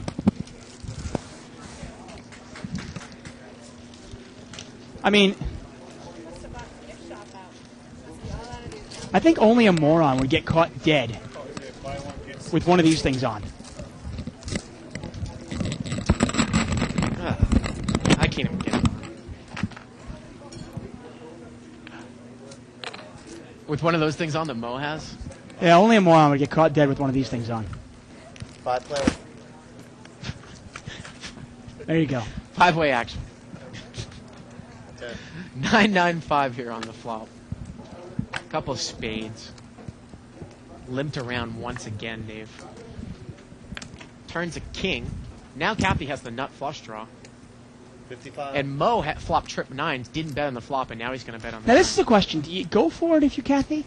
The problem with it is, with a paired board, you can never be that aggressive with it. I mean, once a 7 of hearts comes out, she's just going to lose all her chips. I don't know if I'd call, but I might raise here. Hey, good She's not point. going to get involved. Good point. But if she raises, then she's Yeah. going to get re-raised and be over. Yeah. Sometimes you got to pick your spots. Lay down. That's why I lay down. And this is the Mo that I like to see.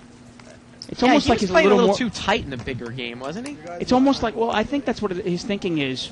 And obviously, you don't want to change your game when the money gets up there. But at the same time, he tells me, he goes, you know what? I don't want to lose 6-7 grand in a night. Yeah. He goes, I lose 1,300, so be it. He goes, but 6-7,000, okay. Well, the other thing is you don't necessarily have to mix it up in that game.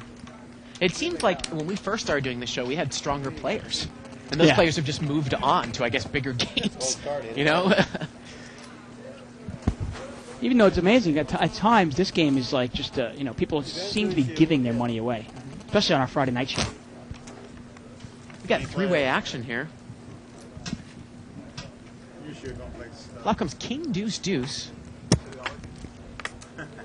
And Ali has got King 7. He's going to take it down. It looks like he's going to bet right out. Take it down. He takes it down. There you go. Ollie's actually been on fire lately on Live at the Bike. He's really been doing well lately. Obviously had a little bad luck there running into aces with kings.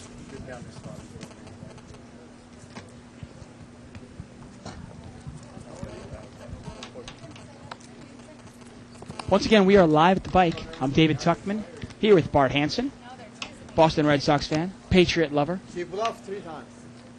former boyfriend of Tom Brady, and we're playing No Limit Hold'em. Blinds are $5 and $10. And I believe the button is in seat 3, or tray, as WPT speak, right? Yeah. Usually reference to the cards. And Seat 8 has pocket trays. Pocket trays. Pocket 4s and pocket 8s in the hand, all limped around. No set, Deuce 5-10. So we got to figure out a way to fix the card so we can get like an 8-4-3 board. Yeah, that'd be nice. It's happened one time on Live at the Bike, set over set over set. Haven't heard anything from Hav tonight. Midnight. Actually, yeah, that's actually Deuce 5-10 on the flop. Hav bets. He doesn't have top set. The 10 out there. And, actually, you know what? Maybe... I think it might have been Track that bet. Yeah, Track bet with the pocket 4s. Again, the flop is Deuce 5-10. It's not a bad flop, pocket 4s.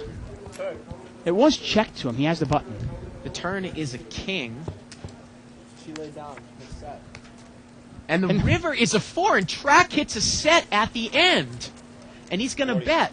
And it looks like $40 only. He's going to bet $40, and Hobb is going to make the call. Again, the flop is Deuce 5-10. Yeah, big difference, And huh? Track shows the 4s. Oh, nice river. There you go.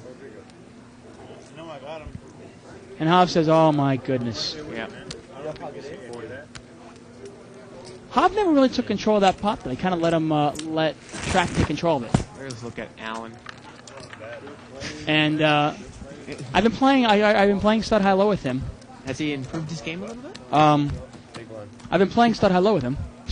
Actually, he played the our Poker October is going on right now, and he actually played the stud high low tournament tonight, and it's going on right now. So, and he's not in it anymore, so not a good sign.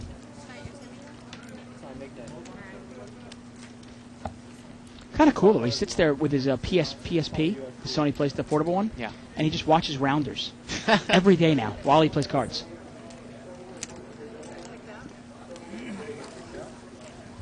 Looks like Track raised to 45 here. Queen 10 of clubs. Ali's going to call him on the button with Ace 7 of diamonds. And got about a $95 pot here. 4, 5, 8. No one hits anything. Track checks, and Ali is going to bet.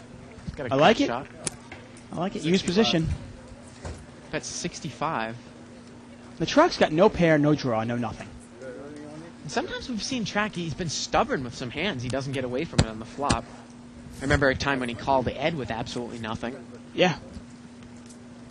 But this time he lets it go. And Ali would have gotten there on the turn. The turn was a 6. You're not originally from California, are you? From, like, East Coast and West? Oh, I love Montana. When would you have gone to Montana? When I was a little young. I mean, I gotta tell you, seat 5, Leon, would you give him any action? Not from some of those hands he's been showing down. Are you kidding me? I was younger. So. I used to live in Denver. It's like the pot is once again limped around. Wow, Ali's got ace queen of clubs in the cutoff seat and did just not decides to raise. limp in. Wow.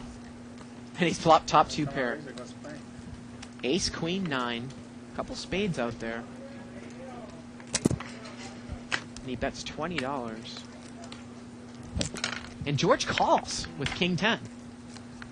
George has got a gut shot. Turns a 9. You got to think that maybe George would represent spades if it came. I was about to say that, yeah, he could represent, obviously, either if a jack hits, he gets a straight, represent spades. And if he wants to, he might even get tricky and represent the 9.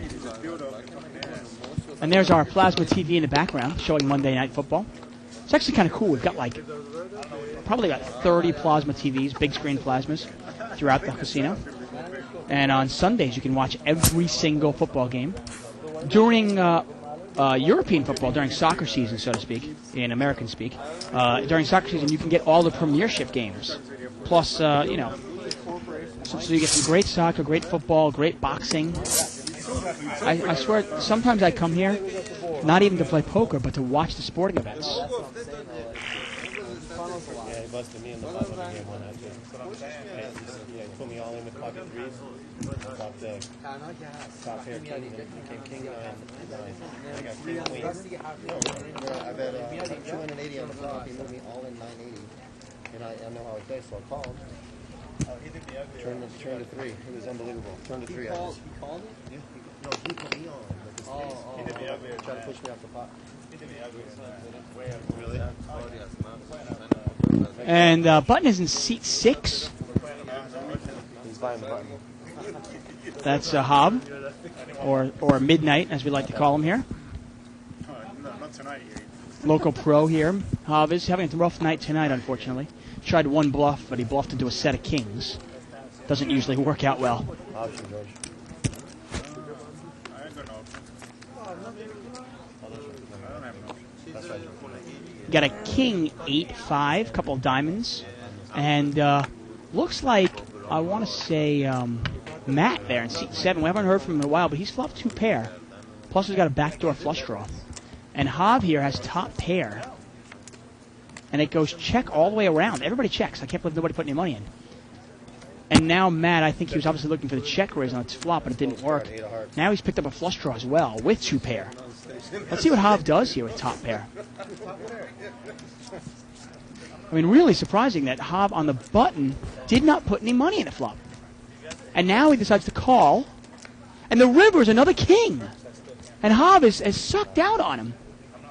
And he checks it. I mean, I'm not sure if they're friends.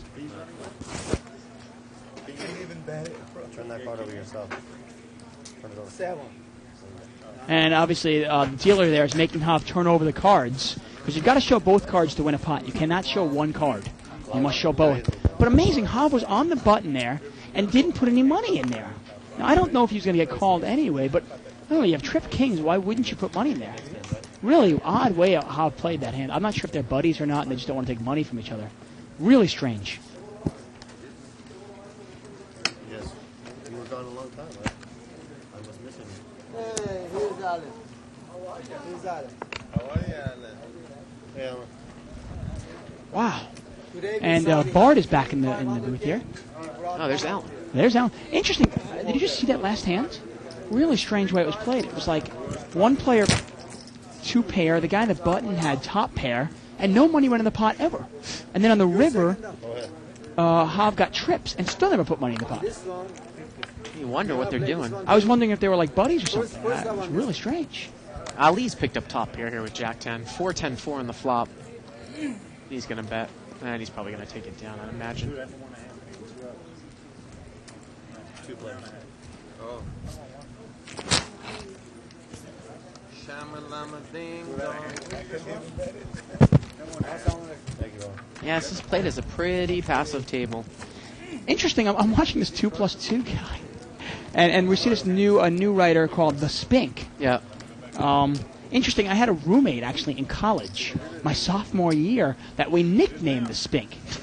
And he talks about it was just really interesting because he talks about how his roommate is being a jerk and he's there with his girlfriend and he made him leave and he's sleeping on the ping pong table. And my roommate did that when I was in the room with my girlfriend. I'm only wondering if this spink is the same spink that I mean, you made. kicked your roommate out of the room? I didn't kick him out. I was there with my girlfriend. He left. Well, I mean, kicked out, moved, whatever it was. Just kind of nice. I mean, if you're in your room with your girlfriend, it's nice that your roommate would leave, you know? Yeah. I mean, it's just kind of common courtesy. But I think he slept on the ping pong table. And I'm just wondering if this spink is the same spink that I went to school with. Really weird. It's like deja vu. George raised here from the button with ace-4, and Ed is called with 9-6 offsuit from early position. Here we go with the flop. And Ed's out-flopped him here. Trey, 9. Go, Ed, go. Rock and roll, Ed. And he's going to bet right in here. Let's see. This is a perfect case for a check raise, I think. 70s. Because your hand's not strong enough that you really want to put a lot of money in there. Yeah. But you know the pre-flop raiser's going to bet, especially heads up. Right? How about a 9? You know George has got to bet 50. Why not let him bet 50? Then you make it 150 and you take it down there. Now, I was lucky my first year at Syracuse. My roommate actually had a girlfriend that was a sophomore there that lived in the floor above us. So the kid was never in the room. That works out well. And then the next year after that, at Syracuse, he lived with her in a different dorm. So I had my own room 2 years. Even better. It was great. It was great. I imagine it. Wow. Now, me and Bart are both. Neither Bart or I are advocates for check raising, but there are times to do it. And when it's heads up and you think you have the best hands and you're out of position and the other player is raised, why not let the pre-flop raiser be aggressive? Yeah. I mean, unless you think they're really strong and you can bet into them and they're going to bet that, right? You know, raise you. Pot is limped around again. 6-6-3. Track has got the best hand. Pocket 4s. And he's going to bet, see where he's at. That's a good bet. Got to think his hand is good here. I don't think anyone can call here. Well, Ed's got a gut shot. Yeah, gut shot and overcard. Nope. It's no good. And Ed's having a much better day today, isn't he? Absolutely. He's probably up about $1,000 tonight. It's funny that John E. Again, if you want to follow a live a live thread on the internet, you can go to 2plus2.com. Kind of keeps the show lighter sometimes in between hands. Click on forums, click on World Poker Tour and other televised tournament. The official Live at the Bike thread for October 3rd. John E. here said that he watched Hank Aaron's run live against the Dodgers in 1974, and he said that Bill Buckner tried to climb the left field wall to try to catch it. And that is funny because I did not know that. I never knew. You sure he's not joking? I don't think he is, though. I thought that he was born with bad ankles. You know? 60. But I think that Buckner played with the Dodgers in the mid-'70s. So he had won a couple of Gold Gloves, actually. Or he had bad knees, I think it was. That's what it was. We got a raise here. I believe out of seat 1, it's Mo. Yeah, King Jack. Called by Ed and called by Track. Yeah. And seat 5. How much is the raise there? $60. So we're looking at $240 pot. Mo's the original raiser with King Jack. 3-10. Tracks hit trick 3s. And that's not a bad flop for Leon. But I think Leon's got to flop the nuts to get the action out of him. It is a new hand. And what is Track? Track's going to bet. He's going to bet right out. And, you know, it's a different way to play it, you know, because if Mo had an overpair, what would Mo do? See, contrasting the check raising before, this is a nice play. Look at this. Mo's going to call. He's going to call. Maybe he thinks the Track wouldn't bet out with trip 3s. He has like a mid-pocket pair. And what's Ed doing in there with Queen Jack red? The turn's a 4. That's a scare card. Track's filled up now on the turn. You know what? I mean, you might put him on a 10 thinking a King or a Jack are good. And Track's going to bet here again. Wow. And he hopes someone's on a flush draw now. He bets 300. See, now that's not a bad time, to be honest with you. Yeah. Obviously, I'm going to backtrack on thing. I love the original bet. Absolutely love it. Because if somebody has an overpair and they put you on a 10, they're going to raise you. Right. But when you get call, okay, then you kind of, and a spade comes out, you want to play it like you had like ace 10 or king 10. And if you had ace 10 or king 10, you might check that. You know what I mean? You might check that turn. And let Ed or Mo. Now, Ed's probably not going to bluff it, but Mo might. Again, you also have that option, that reverse feeler / stop bet, where you're putting in a bet that looks scared, hoping to get raised by someone with a flush. And then you can really punish them. Right, without a doubt. Obviously, if somebody has a flush there, you can really kill them. Yeah. That's interesting. Everybody always gives Bill Buckner a bad rap for 1986. But it's interesting. The Mets comeback was pretty much already complete by the time Bill Buckner's infamous Mookie Wilson's. Well, I mean, there's also that discussion about would he have gotten to the bag in time. Right, no, but I'm saying everybody always rips Bill Buckner. But to be honest with you, it was Bob Stanley's wild pitch that really got. hated Bob Stanley. Yeah, I mean, the game was pretty much already. The Mets had already made the comeback by that time.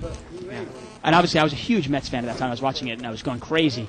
But by the time Mookie Wilson hit that ground ball, the game was already 5-5. Actually, I think I was at one of the worst losses the Red Sox ever had, or the worst deficit. It was back in 1987 or 88. Maybe someone can look this up and find this for me. The Red Sox were up 10-0. They were up 10-0, and they lost. They brought Stanley in the game in the 6th and the 7th inning. He gave up like 8 runs. They went on to lose 12-11. They were up 10-0. It was horrid. And I've never seen you fall 3 hands. It's the worst beat the Red Sox ever took. And that was etched in my mind when I was like 7 or 8 years old. I'm sure, and that's Dave. making forever. You must hate Bob Stanley. God. Pot has limped around again. King 8-5, couple of clubs. George had an ace-jack. He's going to bet here. Yeah, nobody's got anything here. Matt's got the ace of clubs. He's got a backdoor nut flush, but he's not going to bet it. Nice bet by George. Now, this is what George can really do in this game. He's got such a squeaky tight image that if once in a while he fires in there, he'll take down these pots. Look at that. Looks like we got a post by Barry Woods here. Please let's not give Ed any ideas of laying down hands. I need to suck out. Thank you very much. There, Barry Woods, player who usually plays in the big no-limit game. Where's he tonight? Watching live at the bike. Yeah, he's obviously in the internet land. And Barry is at home watching. Yep. Well, I got to tell you, I mean, people always give Barry Woods a bad rap because he calls too many times, they say. Yeah. Wow. But I do say I think him watching this, being an avid watcher and being an archive subscriber, helps his game. And over the last 6 months, he's one of the biggest winners in this game. He is. You got to say that for sure. 6-way action here, limped around. 10-8-3. Looks like seat number 7's got top and bottom, and now he's filled up. That's it, just a full house? 10-3.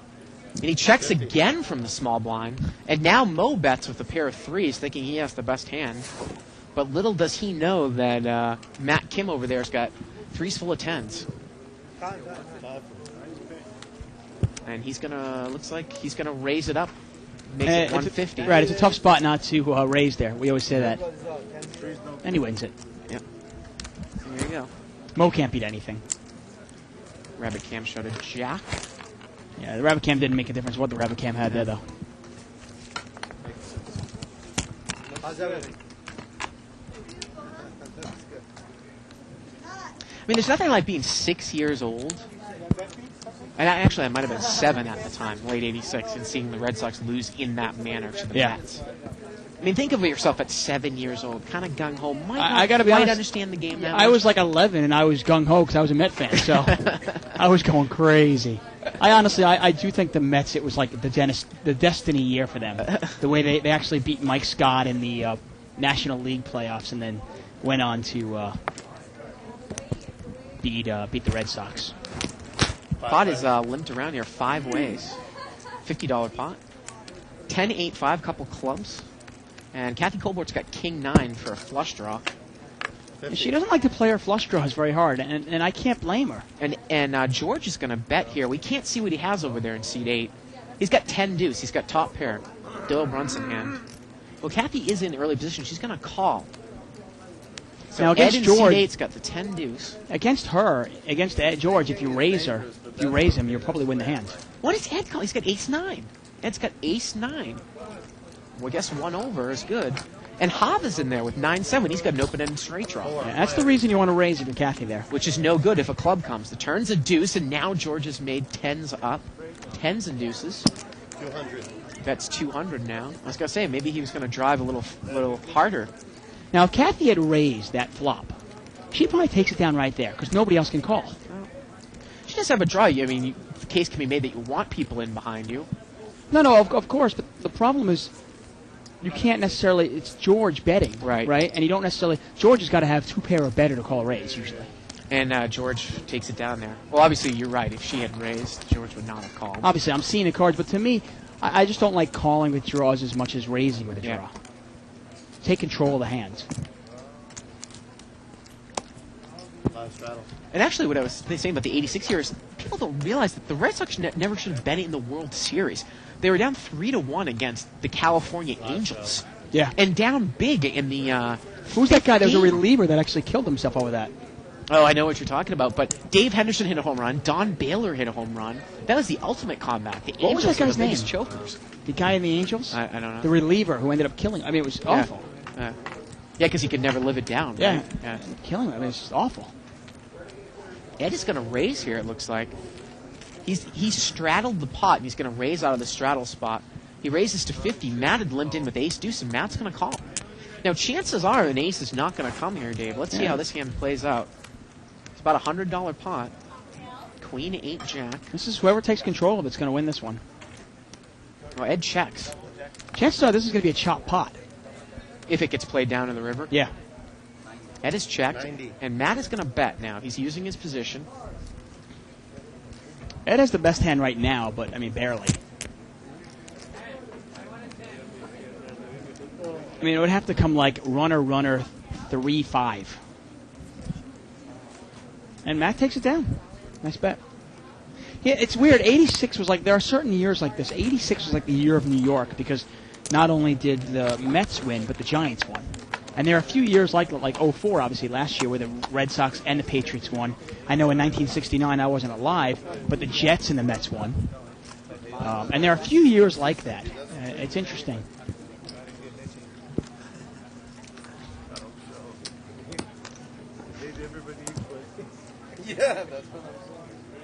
Maybe this year will be the year of LA. The Angels will win, and we don't have a football team, do we?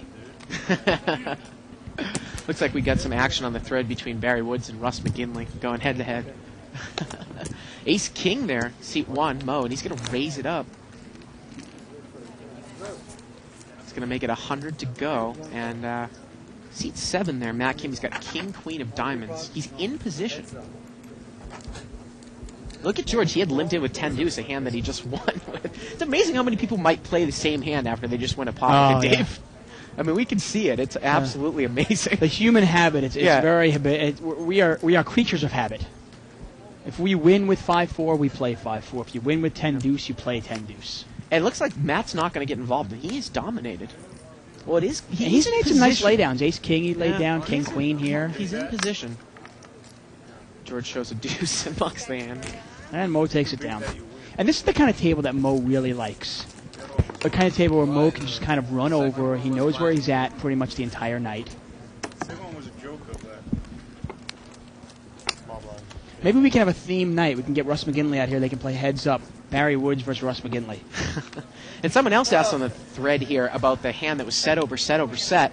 I got to point you back to maybe 5 or 6 months ago, but to kind of give you a spoiler, top set, which was good, actually mucked on the turn. The guy played the hand so passively. It was ridiculous. If you want to hear some Bartgasms, you can go back and hear me yelling into the screen, what is this guy doing? See, I don't mind you screaming, but the last thing I ever want to hear is a Bartgasm. Matt is raised here with pocket kings, and Ed's got pocket 9s. And these are the types of hands that Ed might get in trouble if it's all undercards that come here. Yeah, I mean, and in Ed's defense, a lot of players get in trouble. If it comes out like deuce, deuce, 7, Yep. Tough hand to get away from. Looks like it was a $70 raise. And Ed is actually re-raised out of the blinds with pocket 9s. He's made it, I want to say... 170. 160. 160. He's raised pretty much the minimum. It was $80 raise, now it's 160. Okay. I don't mind the play here by Ed. He wants to see where he's at. Now let's see what Matt does. Now, if Matt re-raises, Ed's got to be good enough to get right away from it. Well, and that's exactly what Matt's going to do. He's going to re-raise to 500. So he's not going to play the trap game. And like you said, Ed has gotten his information now. There aren't a lot of people that are going to make that move with ace-king, right? Not generally. Yeah. I mean, and if Ed wants to smooth call and see a flop, he puts himself in a tough spot. Yeah, and if he does, and he's going to call. Yeah. We've got a $1,000 pot brewing here. But I like the raise. Yeah. I like the raise in the blind. He just Heads forgot up to fold, with though, 9s. to the re-raise. And if we see all undercards here, Dave, how about a king and a 9? Queen, 3, jack. That's probably going to make Ed get away from it a little bit easier. I hope so, for Ed's sake. Yeah. They should be check, bet about 1,000 and fold. Yeah.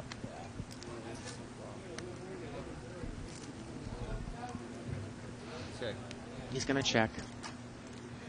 Now, Matt's not going to get tricky. Look at this. He checks right behind him, Dave. He checks right behind Ed. Now that's kind of Wow. The only problem with that, I'll just point And look, out. and Ed's going to fire in here. See how much the bet is.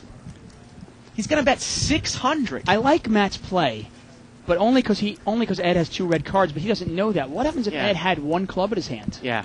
And a club turns out. What if it's 7 of clubs now? Now you've given him a chance to get there. I don't know if I necessarily. I thought that I was thinking the pot's too big to get tricky with this now. There's $1,000 in there. Why do I want to let something slip off that really could be an action killer or kill me? I don't know how Ed has pocket 9s. Right, exactly. I don't mind playing it tricky, especially heads up, but that kind of board, queen, jack, 2 clubs, there's just too many cards that I can come wonder off that if are he's scary. going to be if he's scared now. It's a $1,600 pot, 600 to call. Did he check here on the turn or on the flop to make a raise here? You would think he did. Well, I'll throw something at you. Against a good player who raises you in the blind heads up and then calls your $500 raise, Yeah. what might he have? Give me their range He hands. really could have aces, queens, kings, or jacks. Right. Now, I have kings, so he Yeah. probably doesn't have kings. I can't beat aces anymore. Yeah. I can't beat queens, and I can't beat jacks. So the you're- only hand I can yeah. beat is ace-king, and I can beat ace-king, I can beat ace-queen, and I can beat tens. So you're saying if Matt lays this down, it wouldn't be a crazy laydown. You've just gone through the thought yeah. process here. Against most players, Yeah. it's not a bad laydown. Well, he's going to make the call here. Yeah. He makes the call. So now the pot's 2,200. Against most players, it's not a terrible laydown, and because you got to think of the range of hands You're he only might hoping have. that it has tens or nines at this spot. Or There's ace-king or five. ace-queen. And he's going to bet 2,000 here, Dave. And this He- really puts Matt in a tough spot. The pot is now 4,200, 2,000 to call. Right, and that's what I was trying to play devil's advocate there. I don't think Matt was necessarily going, okay, my kings are necessarily the best hand here. Yeah. But wouldn't you want to try to put some money in there and find out where you're at? He is in position. And I think you went through the reason why this is a tough call to make now.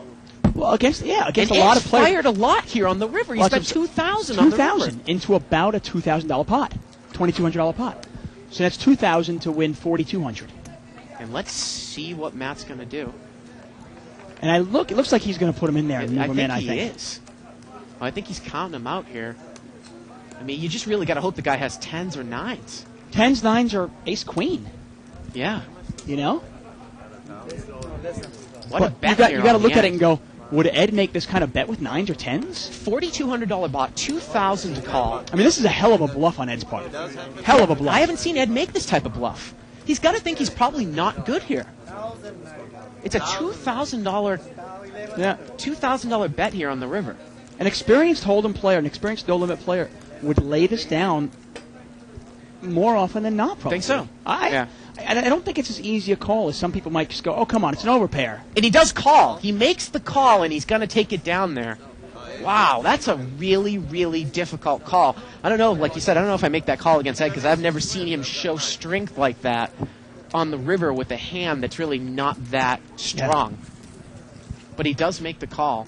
No, And he's Ed- going to take down over a $6,000 pot. Wow. I mean, Ed is an unorthodox player, so it's tougher to put him on a hand. Yeah, You know, but if that's 2 real experienced no-limit players, yeah. you know, And actually, you know what? Matt only has about 1,100, so it's a mere $5,000 pot instead. oh, nothing. And that's exactly what he said. He actually said he put him on tens, jacks, or queens, I think. Well, there you go. And it was just, I guess, again, it comes down to a situation where if you put the guy on a range of hands, You can only beat 1 out of those 3 hands. it's tough. Because you can't beat aces either, like you said. Well, that's the I whole mean, thing. When you think about it, if you raise me, okay, Bart, you Yeah. raise me, I raise you out of the blinds, then you re-raise me to $500, and I smooth call you. What do you think? And you have kings. What might you think I have? You know? Yeah. What are the hands you might think I have, right? Yeah. Well, suddenly when the queen and the jack fall, uh-oh. Yep. And again, it's so dangerous. I mean, I was talking to George, and actually Barry Wood said the same thing. He says, sometimes Ed scares me to death when he keeps calling because I don't know what the hell he has. Exactly. You know, I don't know what he has there. And Ed does call with some strange holdings sometimes, but he called a $500 raise pre-flop. Well, you know, if Barry Woods is monitoring this thread, hey, Barry, would you have called there Oh, come at on. the end? Barry, you could burn the table in here. Barry's not Oh, going wow. anywhere. I always give Barry Hey, a hard that's time. Tuckman talking, not me. Barry makes all his money from calling. I know. Anytime, usually all his money's made from calling, not betting. Right, Yeah. right. Calling. Barry, not Greenstein Woods. Mo's going to raise here to 80. He's got ace king of clubs, and Ed is in a dominating spot. He's got ace jack. Tough play there by Ed. I can't fault Ed for the play, though. Nice bet on the river there. He really tried. Yeah. You didn't bet up on the flop. You bet on the turn, check on the flop. George has got a couple of deuces there. A couple of quacks. And Kathy Colbert's got ace six of spades. So again, chances are, I mean, unless we see the case ace, probably not going to see anyone hit anything. And look at that. She doesn't even call. What was the raise? It's 80. 80, okay. Okay, I thought it was 60 or 50. Here we go. Ace king against ace jack. Let's see if Mo continues. 65. Mo's going to bet 65, and Ed calls. Yeah. Now, I got to be honest, I don't dislike the play completely with the nines. I mean, I thought his pre-flop call of $500 was tough. Turns of 4. Met Mo. This is a bets. great time for Ed to raise. He's bet 65, but it looks like Ed with the flush draw. Yeah. What is he? He just calls there, Dave. You're right. That was a great spot to raise. And Mo bets blind again, and the river's a 4. And his hand is good. Bet 65. Let's see if Ed calls him down here with ace jack high. And he does. He makes the call. Mo's going to take it down with ace king. Well, We see some players don't want to value bet when they have a top pair, top kicker. yeah. But Mo value bets when he has ace king. He has nut no pair there. That's okay. Ali, you were in, it's not 65. You have 200 on the flop, 500 on the turn. I didn't even. Oh, Mom. Lucky, I didn't call. See, now I'm lucky. Now you're lucky, huh? No, I call you 500 and I call you. Seat 3 has the button now. You know when I should get lucky? Ace comes there, I bet 60, he said, oh, then. That's how I got lucky. Well, you got to give. I don't know if Ed was making that move because that's what was going through his thought process there with the pocket nines. Yeah. But he put Matt in a tough spot. Right. I mean, personally, I like the raise pre-flop. I don't like his calling the raise pre-flop. But I do like his bet on the river. He really made. Yeah. He really. I mean, put and Matt he to the did test. pretty much. I mean, he moved all in. He put the guy all in. So Yeah. he did as much. put as him to the possibly test. could do. Yeah. 60. Obviously, you or I probably wouldn't have been in that spot. We probably would have laid it down had when the guy makes a $500 raise. And let's see here. Track. He's going to raise it up to 60. Ace 9 of clubs. Ed had limped in with queen 8. And this is where Ed gets into a spot where he starts playing every hand, right? Under 20 is almost 7 table. I just got to say that I've never seen Ed show that type of strength without really a made hand. Yeah. I mean, he definitely showed me something there. We did 1 hour. You know, usually he's calling with inferior hands as opposed to bluffing. With Yeah, the and he hand. flipped in 2000 like it Yeah. was, Yeah. you know, like it was nothing. Yeah. To quote a Bardism there. 7-8-3. Ed's outflopped him. He's got the queen of spades in his hand, too. Yeah, Track is in bad shape here. Top pair, queen of spades. Track needs an ace or a 9 that's not a spade. And Ed checks and Track checks behind him. Let's see if Ed puts a bet out here now. 40. He's going to bet 40. Surprising Track didn't bet that. Bet it on the flop, you mean? Why not? Yeah. I mean, your head's up. You've been the pre-flop raiser. Why not throw a little bet in there? See I where mean, you're obviously at. it wouldn't have worked, but Yeah. basically giving the pot away, aren't you? Yeah.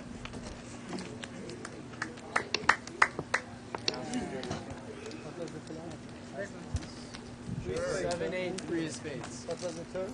7 of diamonds. And on the turn? 2 sevens. Players like Ed are tough to play against, though. I will say. I mean, it's tough to put a guy on a hand, you know? If anyone's looking for that loss that I was talking about from my childhood, Yeah. 87, 88, I want to say that. Was it player- before the World Series or after? No, this was after. It was the World after, Series. okay. I want to say that the Red Sox came back and tied the game at 11 or 12. And then I think Guy said that Mike Pagliarulo hit a grand slam. I think What was his name? Nick Asaski walked and tied the game for the Red Sox, and then the Red Sox blew it later on. If anyone remembers Nick Asaski. Wow, there you go. Yeah. Here Got we a go. 9-9-3 flop here. 9-9-3. Missed everybody. Hav is still in the lead. Chooses to check it, though. Another 9. He's got to know his hand's good now. pocket deuces. Well, he can't beat a 3. He bets. Can't beat a 3 or any pocket pair, obviously, but Right. short of that, he's probably got the nuts, though, right?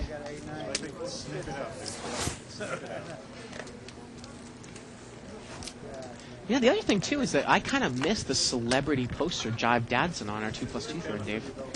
Yeah, Got a warm spot. I My heart do. for that guy. warm spot, somewhere inside, tingly feeling, kind of like climbing the rope in gym class. Yeah, yeah.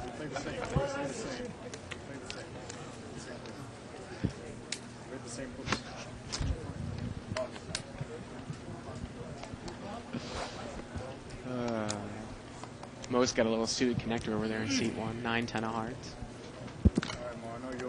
65. For you. George is going to raise it up. Seat 7. 5-3 offsuit. He's changing it up a little bit there, Dave. Now, my only problem with George is I've actually seen him do this a couple times, like you said, with inferior hand holdings from early position. But if a scary flop comes, he won't bet it. I would think with 5-3, I'd love a flop of ace-king And look, the 4. shades come on. Ace-king 4, I'd love that flop. Actually, George has got 7 deuce suited, excuse me. Not 5-3, but same difference. Let's see if he bets it. It's only heads up here. It's actually heads up against track with queen 10. 75. And he bets 75 here. Now, Track's got the 10 of spades. He's got 2 overcards plus an open in the straight draw. Yeah. Track has too big of a hand here, I guess, to lay down, and he's going to make the call. And what is George going to do? I would imagine he'd probably shut down here. Turns a king. Oh, that's a scare card, right? I mean, if Track called with a single pair, would If you George, keep firing here? obviously, if George keeps firing That's 200. and Track misses, he can't call. Well, George is going to have to follow up with a bet on the river if Track calls here. I don't think Track's going to call. Well, there you go. Takes down. George uses... Well, that's a big sigh of relief. And he shows it. He shows the shows. 7 deuce of diamonds. Well, there you go. And the river actually would have been another spade. Yep. So George had to bet it. For him. On me. Come on, got there. Oh, give him the tickets. I need the tickets. Give him the tickets. They're asking me ticket. Give him the tickets, man. I got a feeling I was a better Rolling a person. stone ticket, huh? He deserved it. He deserved the ticket. Yeah, right. Really.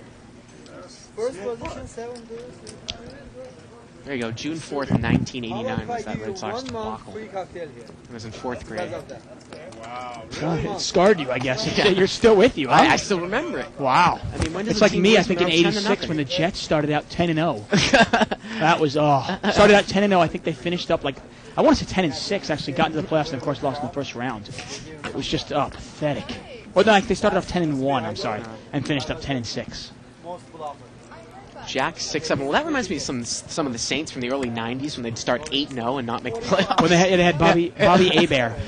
It was their heydays. C8 here, George has got top pair He's going to bet. with only a 3 kicker, but it's going to be good enough to take the hand down. That's right. Excellent. I learned from the best. That's right. And he shows a 3, and he says he's bluffing. There you are. Once again, we are live at the bike. I'm David Tuckman here with Bart Hansen. We're playing No Limit Hold'em. Blinds are 5 and 10. And you can catch us Monday through Fridays now from 6 to 9 p.m. Pacific time. Right now, we've got our Poker October going on, spelled with a K. And tournament today is actually Stud High Low. Stud high low. $200 The buy-in. game of the future.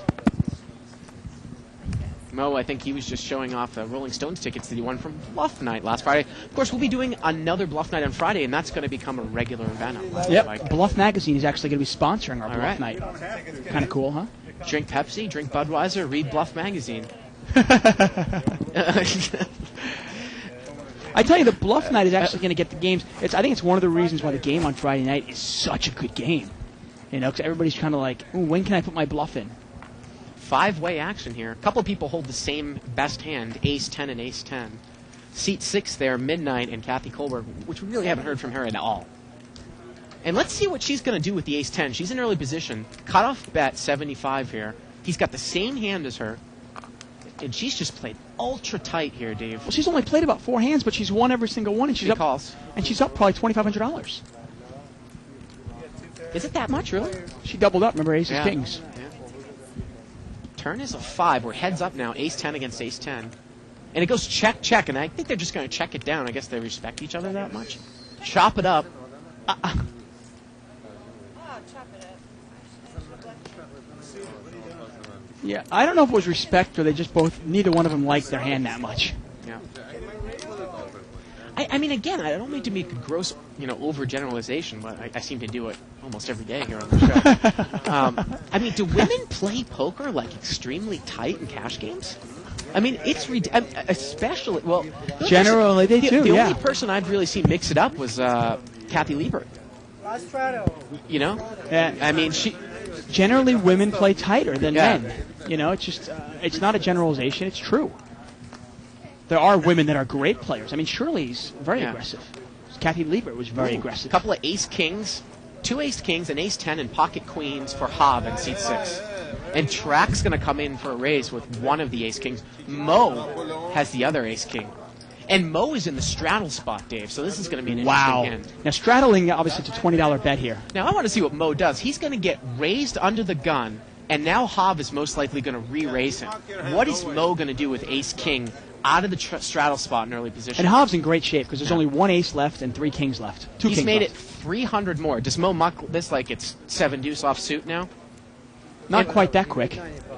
He's made it 410. And Ali actually called in between with pocket 8s. Look at that. Mo's out of there. I thought that was coming, Dave. Ace king out of position against a tight player. A raise and a re-raise. No, thank you. Yep. And the action's back over to Track. It's 300 or 400 more, 310 more to call. Track, again, was the original raiser. And Hob is in great shape here. We actually know there's only 1 ace left and 2 kings left. Now, I don't think that this is one of the times when you have to look at your stack. Ali really doesn't have enough money to make this call, right? Only with about maybe 1,000. Yeah, he looks about $1,000, $1,100. $400 to call? No, I don't think he does. Look at his Track makes the call. But Ali, what do we know? He's going to quickly call with pocket 8s. Well, and again, what's Ali going to do if it's a ragged board? Lose all his money. Here we go. It's about a $1,300 pot to the flop. 3-way action. Jack 9-6. Well, let's go check, and I assume Hob's going to move all in. Well, it's already 1,600. Yeah, and Midnight's only got about, I want to say, maybe 1,000 left. Or it's actually, it's about $1,300 pot. He actually has a $1,000 chip in front of him, so he's got like maybe $2,000 in front of him. But still, what are you going to do? Just bet 1,000 now? I mean, you could just bet 1,000 here. Well, he's going to bet 600 into about a $1,300 pot. $1,300 pot. So it's still $600 is enough to get rid of a lot of hands. Ace King being one of them. Now that's not a good flop for Ace King, obviously. Track Jack 9-6. Nah, Track doesn't have hearts. He's got 1 heart. I just can't see him making a call here. Nah, unless he's going to make a move. You can't make a move. The guy doesn't have enough money to get him off the hand. But look at Ali. Is he going to call again? He calls, Dave, with pocket 8s. This is incredible. The turn's a deuce. It's a 3rd heart, but Hob's got the queen of hearts. Now, Ali moves all in, but it's only a couple hundred more, and the river is a 4, and Hob takes it down with queens. Over a $2,000 pot. Well, we've seen Ali make some suspect plays tonight, haven't we? Yeah, Ali's usually a really solid player, but tonight's not his day. This would be a day not to let his wife watch the show. This would be one of those episodes to keep away from his wife. Wow.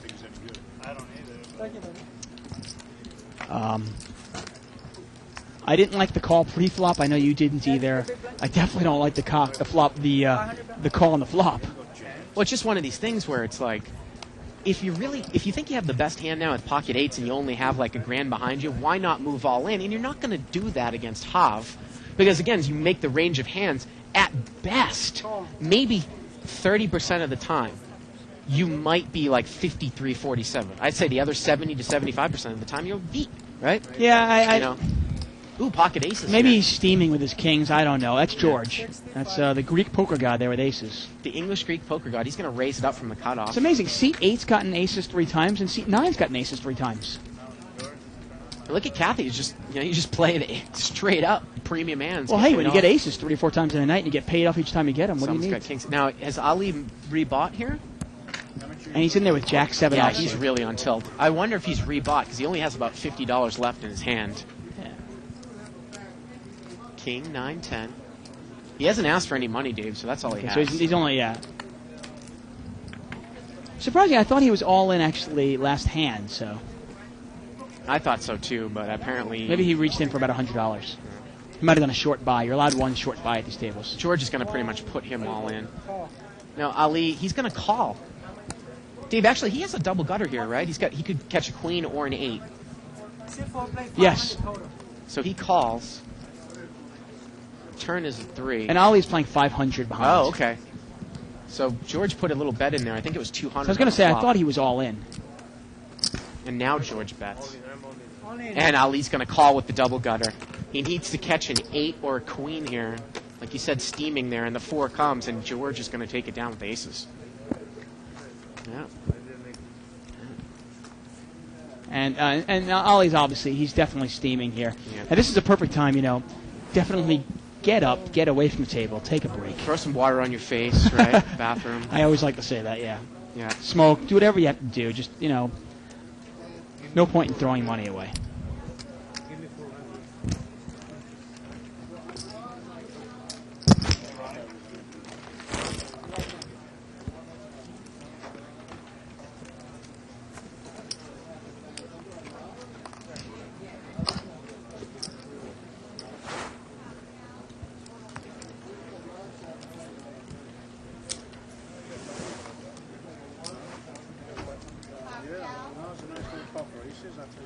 I think Barry said he would have been here if he knew the game was going to be going on. We did this kind of changes at the last second. We did, yeah. It was supposed to be an 8-16 game again, which we might do tomorrow. But we got word that the Poker Channel wanted to use tonight's show, so we thought that it would be a little bit better. And it has been. I mean, it's been a tight table. There's been a lot of different things going on. No. Sometimes you can really learn a lot from a tight table. You see how to play players like say Kathy Cole there. Yeah. And Midnight in seat 6, and George, the Greek poker god, in seat 8. Yeah. Mo's raised here with ace. It's amazing I can actually say the Greek poker god with a straight face. So I'm laughing inside.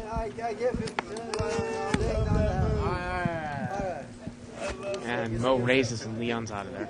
You think I'm stealing? No. So who's tighter, Leon or Ulette? I know that name has come up in conversation. Yeah, I mean, I personally actually think, I got to be honest, I mean, I like Ulette's game better. Leon's actually a big winner today. He's probably up $3,000 or $4,000. You like Ulette's game better, really? I do. I think he's just literally waiting for the nuts. Yeah. He's like super tight. Yeah, I don't think that Ulette would have check called the flop with a flush. He's a little super tight passive, I think. Yeah. Almost tight weak, unless he has the absolute nuts. Yeah. Works great when you get the nuts, but what do you do the other 363 days of the year? Leon's in the blind this time. 8-3 offsuit. 7-9-10. Looks like George has got King 10 over there. Ollie's got an 8. And Leon has an 8 also. And Ed has 10 deuce. And Mo's got an 8. Yeah. So George is going to bet here. 3 players have an open-ended straight draw here. George bets 90 with King 10. Mo calls with a straight draw.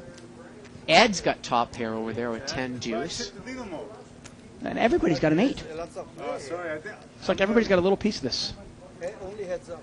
Only heads up you do that? But George is the best hand, huh? See that? I lose an extra $1 now. Well, actually, look at that. Ed mucked the hand. Ali called. Wow, a nice muck by Ed there. And did Leon call here, or is the action on him in seat 5? He's thinking. The action's on seat 5. Mo has called. Ali has called. The action's on Leon. Leon has 8-3. And to me, this is, once again, it's a raise and fold situation. Really? I don't want to, especially it's a one-liner. You think you're going to get any action of a 6 or a jack hit? Well, Mo and Ali have called as well. Then throw your hand away. There you go. And he does. 3 players. 8. So we got 3-way action. And there's a 9 on the turn. George's hand is still good here. Wow, George lets a free card come off in position, and a jack comes on the river. He doesn't bet with King 10 on the turn. Jack comes on the river. There's the straight. And people can criticize Leon for getting rid of his hand, but it would have chopped it up 3 ways anyway. What about George checking the turn there? Yeah, that's a little weak on that part, and I think George will admit that. Yeah. He didn't play like a Greek poker god there. Missed the bet, didn't I? And that's what he's saying. He said he missed a bet, didn't I? And the action's on him now. A board like that, you can't give a free card there. You can't always be scared that you're going to be raised, right, necessarily. Yeah, if you get raised, you throw it away. Yeah. And I believe Ali has bet. I just want to make sure nobody. George mucked. Nobody's gonna raise me, right? And let's see. And Mo's just going to call here. And this is a chop pot. Chopped it up. Well, George did have Mo behind him, it looks like. But you got to think that if You got George, top pair with a pretty good kicker and a king. if George bet the turn, I think both players would have been out. Don't you? Well, you got to look at the board is 10-9-7. When George bet it, if Mo had like ace 10 or 10-9, you don't think he would have Or raised? 10-8 maybe. something Yeah, like I mean, that. he's Yeah. not gonna. I don't think he's gonna let everybody else in for free. Yeah. We got another chip count here, and look at this chip count. I'm just gonna go off the cuff and say this chip count is incorrect. I mean, it's not even close. No, I don't think so. Because Kathy's doubled up a couple of times, and she's got probably close to $2,500. We'll get that get an accurate one up there for you.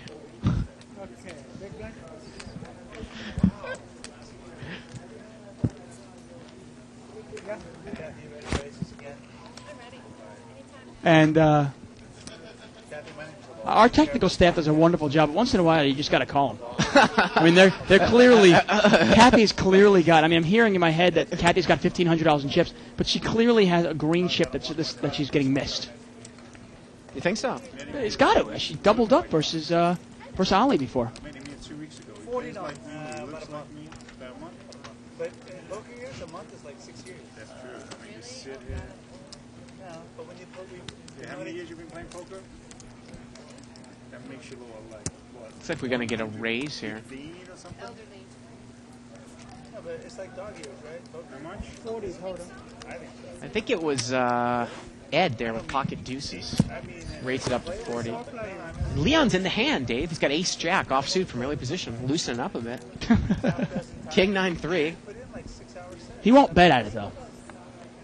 I can't imagine him betting George at is it. in there with He jack. could 5. though. He could definitely take advantage of Well, it. it's going to fire here with pocket deuces, and from what everyone has, I don't know if anyone can call. Oh, look at this. Track is going to call with 4-3. The board is King 9-3. Ed's betting with pocket deuces, and Track calls. The turn is an 8.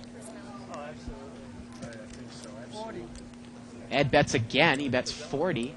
Ed still has the best hand with And- pocket deuces. Actually, no, I'm Track's sorry. got the 3-4. Thank He's you. called them all the way. And the river is a 10. Is Ed gonna fire again? Well, he's He only needs betting to. small amounts. He bets 50 here on the river. Doesn't give up, man. I mean, And Track is going to call him all the way down, it looks like, here with 4-3. And, he's And that's gonna that win the hand. $50 bet on the river I don't like. have a small pocket there, the smallest possible. Let me see both hands, Leva. See both hands. That's great. He goes, I have a small pocket pair, and Track goes, oh, I lost. Except for that hand. That's cool. Also, you have to give it to him. Hey, man, you gotta make him pay to get that. You have to give it He to will, him. if I bet 1,000, he will come. Probably. He don't give up. No. You know, Uncle, it reminds me of someone else I know. Is this mirror up? That's a heat, baby. Is there a mirror in between you guys? George, don't make them think that I disown you now. Huh? And I gotta say, I love what Scan X has said there. Once in a while, we are live, obviously, here, so once in a while we do say things that make no sense. But that's a great quote. Generally, women play tighter than men. It's not a generalization. Actually, I don't know if I said that. I said I didn't. I might have said that. I don't know. I said I don't want to make a generalization, but generally. The tourist is back. Limped around here. Got looks like 6-way action. Jack 6-6 on the flop. Mo's got top pair over there with Jack 10. Actually, Kathy's got top pair. Oh, Kathy. Kathy's gonna bet. Kathy 40. looks nothing like Mo. She's gonna bet 40 with Jack 10. And Again, Mo's an attractive guy, but towards Jack 6-6. definitely not Kathy. And looks like she's going to take it down. Boy, I don't know if tight's the word for her. Who's tighter, Kathy or Leon?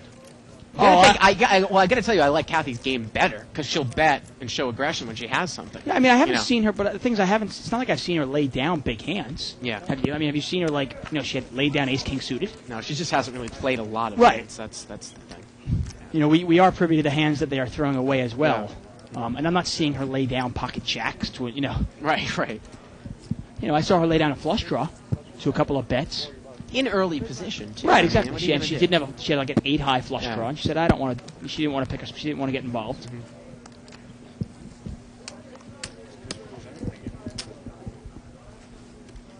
Well, Track is going to play that 3-4 offsuit. He just won a hand with it. Well, Leon here's got King Jack of Hearts in the cutoff seat. Queen Jack. Queen Jack. Thank you, Queen Jack of Hearts in the cutoff and, seat. he just limps. And here we go. And that's a pretty good flop for He's that. got a gut shot. He's got a heart draw. King 9-8, couple of hearts. Yeah, that's a big flop. He's got a straight flush draw. Now, Ed's got 6-7. He's open-ended. No one has a king, but seat 8's got ace 9. And it gets checked to Leon, and he's going to bet 70. Okay, so that's a spot where you need to bet your hand. Nephew will pay, don't worry. And I'm glad Leon did bet his hand there. That's a strong enough hand. He has to bet it. Now, George calls. Now, who was the better here? Yeah, C5 was the better, okay, because I saw chips out there from front for Ed. I think Ed And called out a George is turn. going to call with a 9. Yeah, George called with ace 9.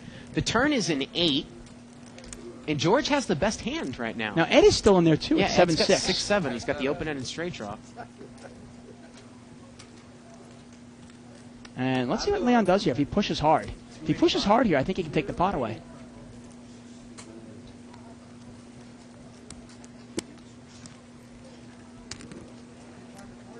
$280. Well, you It's a got to nice think bet. that George is going to get out of there, and he is. Yeah, I think Leon's going to win this now. Well, actually, Ed calls, Yeah, Ed's drawing slim though. A 10 is no Yeah. good. and the river is an ace. And George would have gotten there, but it's. Let's see if Leon bets one more time because he thinks he needs to bet to win. Yeah, and that's what he's going to do. He's going to bet all in here, Dave. I mean, he couldn't think that Queen Jack was going to be good there. And he On the moves river. all in on the river. Yeah. Wow. Yeah. He's moved all in. He couldn't think that Queen Jack was good in a showdown, so Yeah. he bets. Little did he know that Ed, had nothing.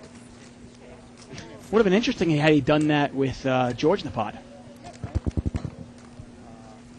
That would have been. Does George interesting. call here with ace 9?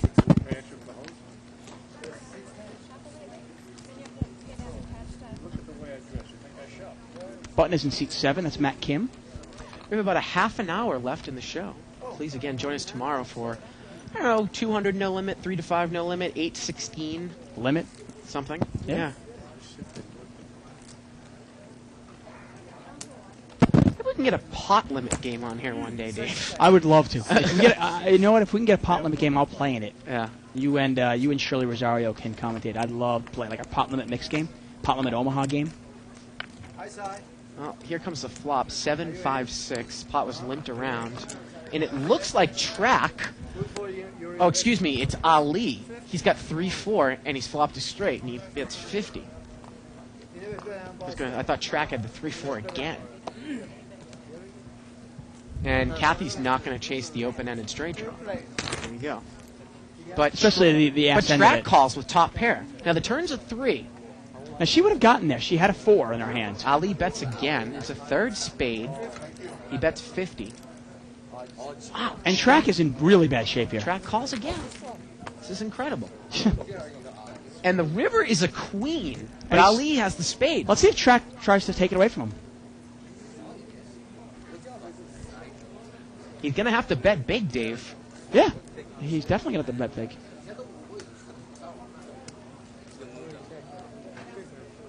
It just then- gets checked down. Just gets checked down. Well, Ali can't bet that No. river.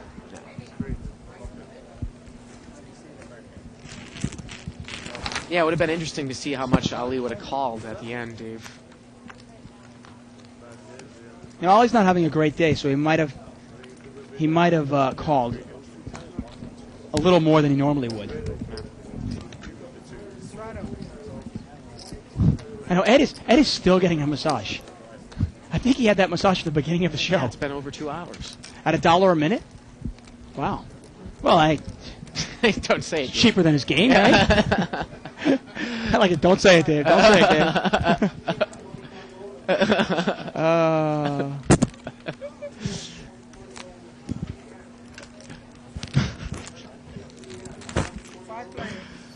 I think Ed's straddling here, and it got called by five ways, so it's a $100 pot. King, Anybody have a queen, Jack 10. 10 of spades? I mean, Ace Jack of spades? King, queen, 10, all spades. Well, George has king 4. Not necessarily the type of flop you're looking for with King 4. He doesn't bet it in position. In position. Turns at 3. See, in position, you got to bet it. I don't understand why you wouldn't. The pot is being given to you. You know what I mean? I mean, you don't even necessarily need a hand in position to bet in no limit. Yeah, if you top have pair. top pair. Well, now he bets when it gets checked to him on the turn. And he takes Right. it. But he could have just done. He could have done that even earlier. Yeah.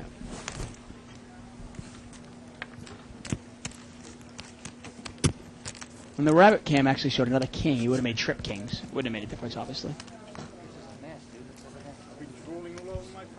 You know, it's kind of like when I used to go to Vegas. When I was like 23, 24 years old, and I'd go to Vegas, I really wanted to play like a couple of rounds of golf, and I'd go see a show, and I'd get some expensive dinners, because my attitude was I didn't mind spending $150 for a show or for a really great round of golf, because I'd lose more at the blackjack table or the craps table anyway, and I'd lose it a lot quicker. So at least my $150 or $200, would last longer at a show. So. Pot is limped around here. Wow. 9-7-9. Uh-oh, we got fireworks. Whoa, Kathy Colbert's got trip 9s. And so does Ali. Ali's got a better kicker. Let's see how this one plays out. Or 20 or 40. Now, if an ace or a king come out, they could chop it up. Now, Ali has checked the 9 from up front, and now Kathy's bet $30 on the button. How can Ali just call that, Dave? It just doesn't With two make any diamonds out sense there and all those straights? 9-9-7. He check calls from early position with Queen 9. And I think it's heads up Oh, here. boy, the turn's an 8. That gives Kathy an open-ended straight draw now. George actually would have made a straight with 5-6. Ali checks, it looks like, again. And now Kathy really has a monster hand. She's going to bet. She bets 80, and Ali check raises her. Looks like to 220. What do you do if you're Kathy now here, Dave? Now, Kathy's a smart player. She's not. She wasn't born yesterday. Mhm. She knows, okay, Ali could very easily have a 9 here. He could have a straight He as could well, very I easily guess. have Jack 10. Yeah. It's not as automatic a call as some people might think. No, not at all. And it's certainly not a re-raising hand. How can you depend on the fact that if you're Ali, someone else in position flopped a 9 as well? He check called $30 on the flop, and then he checked the turn. I mean, the funniest thing is if she with doesn't the have 8 on the turn, and You know, she makes the call. The interesting thing is if she doesn't have a 9 and it Yeah. gets checked around, George is in there with 5-6 and makes the straight. Let's see the river. The river is a 6. That's no help. Actually, it's a straight. Excuse me. Kathy makes a straight. It's a straight. Well, it's no help for him. Ali bets 200. And now Kathy, I think she's worried about a full house. No, she can't. All she can do really here is check call. Yeah. I think. Or she's there's not going to check make call. the call now. I don't think she can raise this hand because Jack 10 is very viable hand. The river's a 6. She's made the straight. Well, it's only a $200 bet, Dave. The pot's laying pretty big. She calls. And Ali's going to turn over Queen 9, and she turns 9-10 over for a straight. And some expletive. And she puts her hand up kind of like, I'm half sorry, not really, but that's one thing for any of you at home. If you ever come to a live casino and you give somebody a bad beat, little word of etiquette, do not say you're sorry. Nobody wants to hear it because you're not really sorry. That's kind of like when I was playing tennis and you hit a net cord, and you like, oh, I'm sorry. I'm Right, sorry. right. Clips the top of the net and goes over. Of course, on dirt, the ball would stay up, so the little Spanish guy could run around and chase it down before it bounced twice. Up Interesting front. play there by Ali. I mean, had she not had a 9, Kathy's not silly enough to bet that flop. And if she checks it, if she doesn't That's have what a I'm saying. It doesn't make any sense. The river, the turn brings the 8. George stays in there with 5-6 because it wasn't raised, Yeah. wasn't bet, and then George makes a straight. There are sometimes you can slow play a hand, but when it's 9-9-7, 2 diamonds, Yeah. there are so many cards that can scare you. I'm sorry. I just had to slide that thing in the No. damn Europeans and the clay court tennis. It just kills me. I know you a little jive anytime you can. Yeah. Like that. It's no longer a jive; it's a jive. Yeah. I wonder if anyone watched the Davis Cup when the U.S. was playing Belgium on that red dirt a couple weeks ago. I don't know if you're into tennis at all. I'm into tennis, but only a few tournaments. Yeah. Davis Cup's not being one of them, to be honest with you.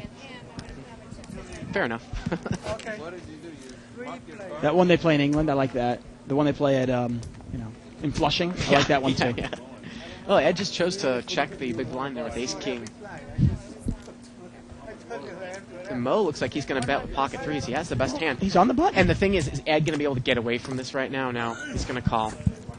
Yeah, he does have overcards. See if he gets there. Turns a 5.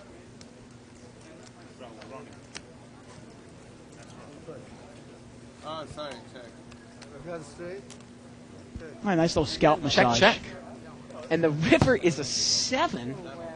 Wow. And pocket threes is good. yeah, I was trying to think if there was a straight out there. I was like, no. No.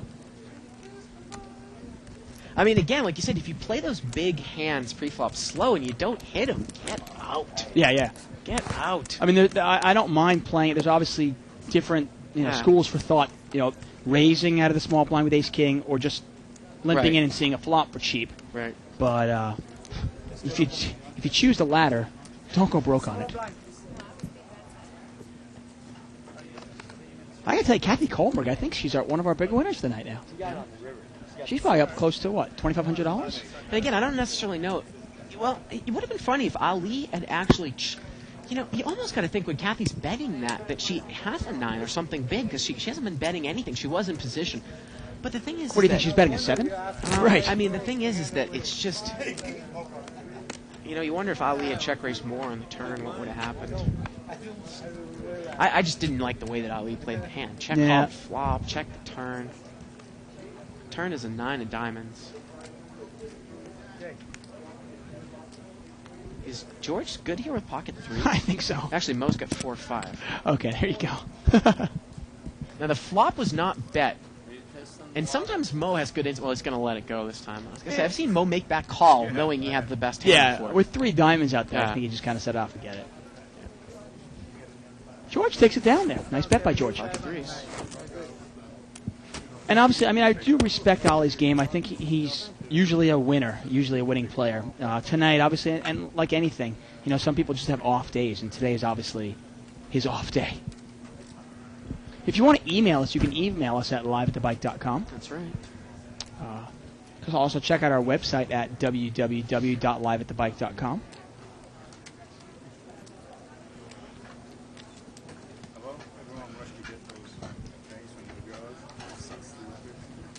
I actually have a blog on there, called Under the Gun with David Tuckman.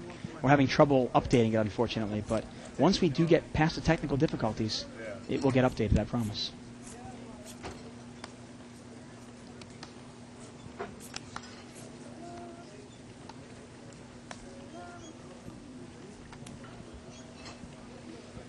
So Track has the button now over there in C3. Okay, let's play. Like that name, Track? For what?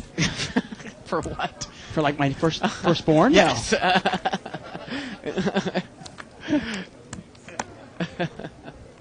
King, Queen, 4.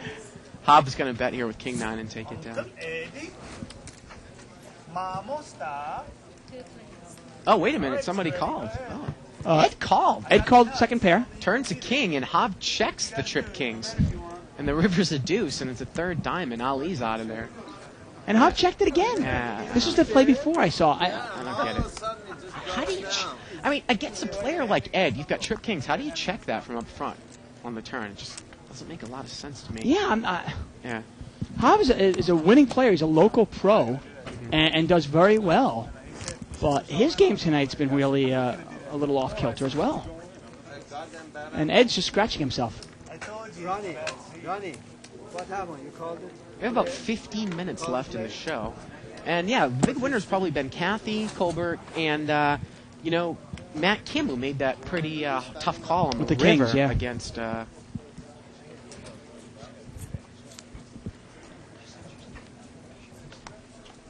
more free rides on the way. All right. None for you either. Okay. Now you owe me like 2 of them. Okay.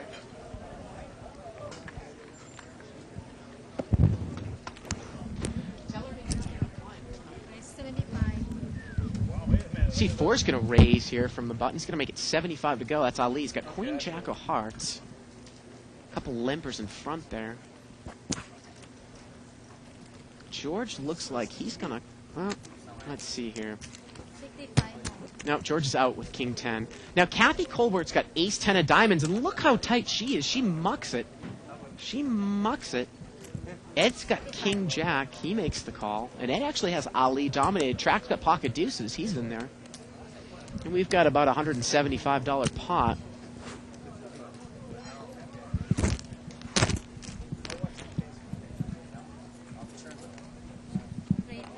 And here we go. 7-7-4. Track's hand is good right now.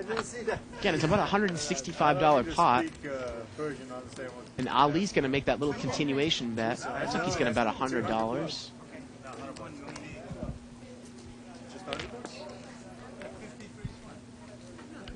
So Ed bets $100, and Track's not going to get involved with pocket deuces. Ed takes it down. Ali takes it down.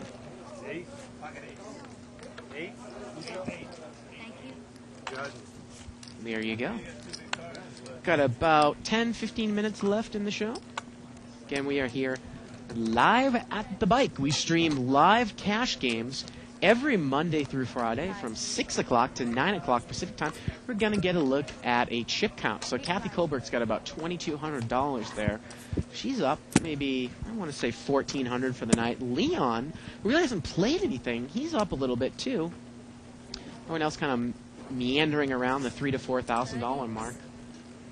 Now Ali has pocket aces, and it looks like seat 4 is the raiser. He made it, I want to say 30. Pretty small raise. 3 times the big blind, I guess. Huh? And we're going to see 4-way action. So it's about a $120 pot to the flop. King, Jack, 8. Ed's got bottom pair. Probably if Ali puts a bet in here, he's going to take it down. 150. He's going to bet 150, about the size of the pot. I can't imagine that anyone's going to call here unless Ed's feeling lucky and he's going to try to spike trips or 2 pair. No, he's out of there. And Ali shows his cards to Ed. And Ali is going to take it down. Everything's going south for you tonight. Not that mine is going any north, but, you know, drinking with me. They defeat each other in the other fight. Yeah,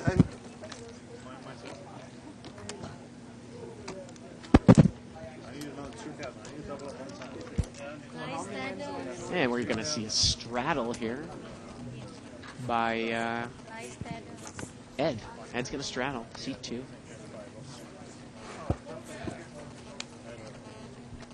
And again, the question is, are we ever going to see Leon play a hand? Well, Ali has limped in here with ace-king.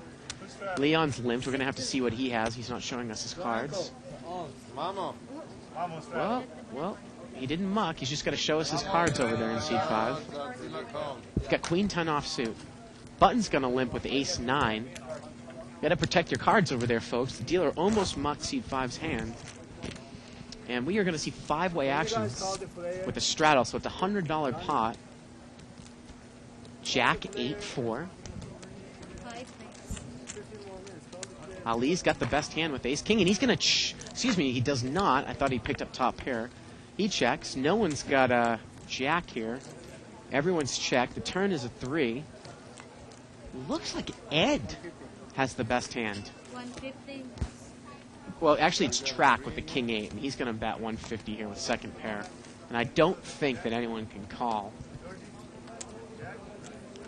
Ed's got a pair. He's going to get rid of it. Track takes it down. I can drink that by the pint, but I'm driving and I'm playing. So if you want to check out the comings and goings of the LA poker scene there, you can go to thepokerchannel.co.uk. And I think it gives you the schedule there on Sky Satellite across the pond. Give me a nod, tech guys, if I'm right with that extension. Is that a British system? .co.uk, or is it the other way around? .co.uk. Thepokerchannel.co.uk. Turn comes now. Turn is going open-ended straight draw. And Leon's limped in with ace-king. And Matt Kim is in there with ace-queen. He limps as well. Interesting. It's an unraised pot. Let's see if an ace comes here. Oh, it's a king. King 9 deuce. Now, Ed's got king 7. He's got top pair. But Leon has the better kicker. King 9 deuce here on the flop. Couple of diamonds. Let's see if Leon bets here. He's going to bet. He's going to bet 70 here. About the size of the pot. 75 to be precise. And let's see if Ed gets involved here with king 7. If he does, he's going to be in trouble. Ed's going to raise? Ed's going to check raise to 175. Let's see how tight Leon is now. Well, Leon quickly calls. It is an unraised pot. We're looking at about a $450 pot here that turns a jack. It's a third diamond. Mo is out of the hand. King 7 against ace king. 175. And Ed bets 175. That might be a scare card for Leon. Oh, he's going to come over the top all in. Leon moves all in here. And actually, it was an action killer for Leon because it was a third diamond. Ed's bet 175. Leon's moved all in over the top. When Ed bet, the pot was about $650, so Leon calls and moves over the top. It's about a $1,300 pot, and however much Ed has, he's going to have to call. How can he call here with king 7? Looks like Ed might have 400 or 500 left. So the pot would be about 1,300, 500 for Ed to call. And that's a quick guesstimate.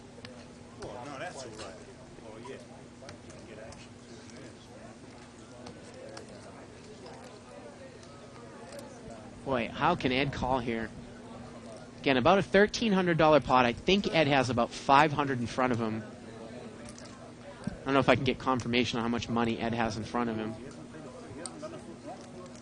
Looks to me like maybe...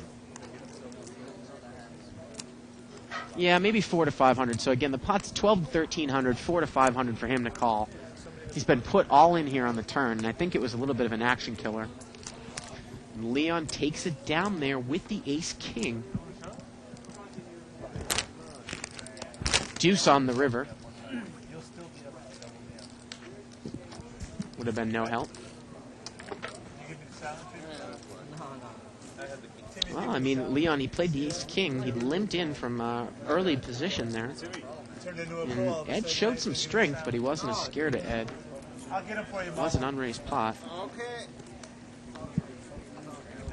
No, I was telling him. Okay. Oh, boy. Pocket kings for Ali and pocket jacks for Ed. Another firework hand. Couple limpers. Mo's going to fold from the button. Let's see what Ed does here.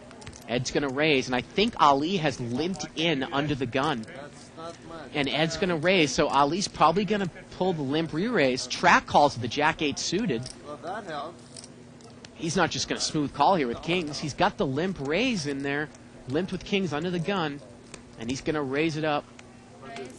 Looks like 150 straight, so it's 100 more for Ed to call. And if we see some undercards come here, we could see... Well, I think actually Ed might only have a few hundred left. But Ed calls and track calls as well. So, wow, we're looking at a $500 pot. Ali's in real good shape here. Well, ace-6 deuce. Not the card that Ali wanted on the flop. Ali's going to bet 100 into about a $500 pot.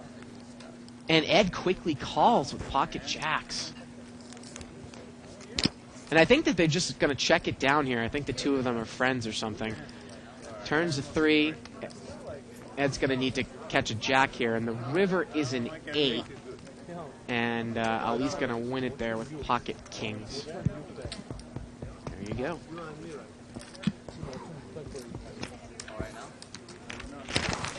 So we got time for a few more hands here.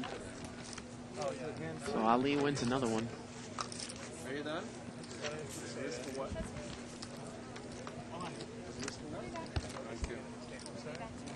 I'm back. Oh, there you go. I got to interview the lovely Kathy Kohlberg. I tell you, she is an absolute joy. Really, really a sweetheart. And not only a good poker player, but has been around the poker world for a long time, obviously. and Nice playing with you. really a class individual. Well, Pocket Kings here again. You stepped out of the booth, and we've got Kings again. It's Hav. He's going to raise 75. He's got some chips now. Did he buy in more, or did he win a big pot? Maybe he, yeah, I don't know. You know, seat 6, I'm not exactly sure. Now, George has got an ace, queen of diamonds. He's going to make the call. I am definitely taking any seat but this one.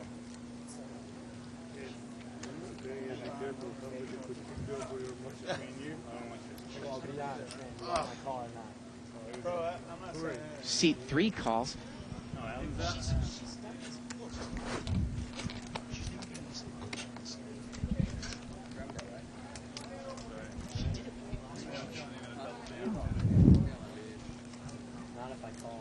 So it looks like we're going to get a call there by Track with Jack 10. And we've got three-way action. Three-way action. What was the raise? 75, so it's 225 here. Okay. And this is going to be the last hand of the night, Dave. Well, this is a good one to end it on, huh? Yep. And here comes the flop. 3, 9, 10. Track's got top pair. Is he going to get in trouble? And he's going to bet right into it with Jack 10. He bets 100. See where he's at Let's here. see where Hav is. Let's see Rainbow what Hav board does. here. So it's a $100 bet by Track with the Jack 10. And Hav is going to make it 500, it looks like. Yeah, $400 more, and George is out quick. Well, I mean, Track should really know that his... Well, look at this. He quickly calls, Dave. Wow. Quickly calls. I mean, there are a lot of hands you can't beat here. I mean, that's unbelievable. I mean, he was the pre-flop raiser. We've got about a $1,300 pot now going to the turn. Pocket Kings. I mean, you against could even Jack be 10. drawing almost dead. I mean, what happens if Hav has jacks here even? Turn is an ace. It's probably not the card that Hav wanted to see. And Hav checks. Did Hav check behind him? Yeah, they both check. He checked behind Track, and the river's a 4. And now, Well, let's see if Track tries to take it away from Hav's him. got to make a call here. Oh no, he just checks it down. Hav's going to take it down there with care. I was going to say, if Track makes a bet there, I mean, Hav can't just instantly fold. He's induced to bluff there on the turn. Yeah, right? exactly, without a doubt. Interesting. Well, That ace is the only thing you don't want to see, huh? yep. That is going to do it for us tonight. Just to recap, Dave, some of the big winners tonight, Kathy Colbert. Yep, she was great. And I believe Leon actually won. Leon was the winner, and Matt Some- Kim, obviously, when and he Matt called. Kim made a huge call against Ed. Unfortunately, some of the big losers tonight were Ed, who probably dropped a few $1,000s, and I believe Ali as well. Yeah, Ali had a some tough night. beats. Usually a pretty solid player, but he got in the way of Kathy, and Kathy got the best of him on a couple Yeah, occasions. aces against kings was one of them. Yeah, those nines, obviously, when she caught the straight on the river. Well, that's going to do it for us tonight. Please join us again tomorrow for probably 200 no limit, 3 to 5 no limit, or maybe 816 limit. Of course, always at 6 o'clock Pacific time for everyone here in the booth and for David Tuckman. Good night, everybody, from Live at the Bike. It's here. It's big. And it's closer than you think. It's not a tournament. It's what you don't see on TV. The cash is real. The stakes are high. They bet big. They win big. They lose big. High stakes live action poker. Live at the Bike. Watch it live on the web or play it if you dare at the Bicycle Casino right here in Los Angeles.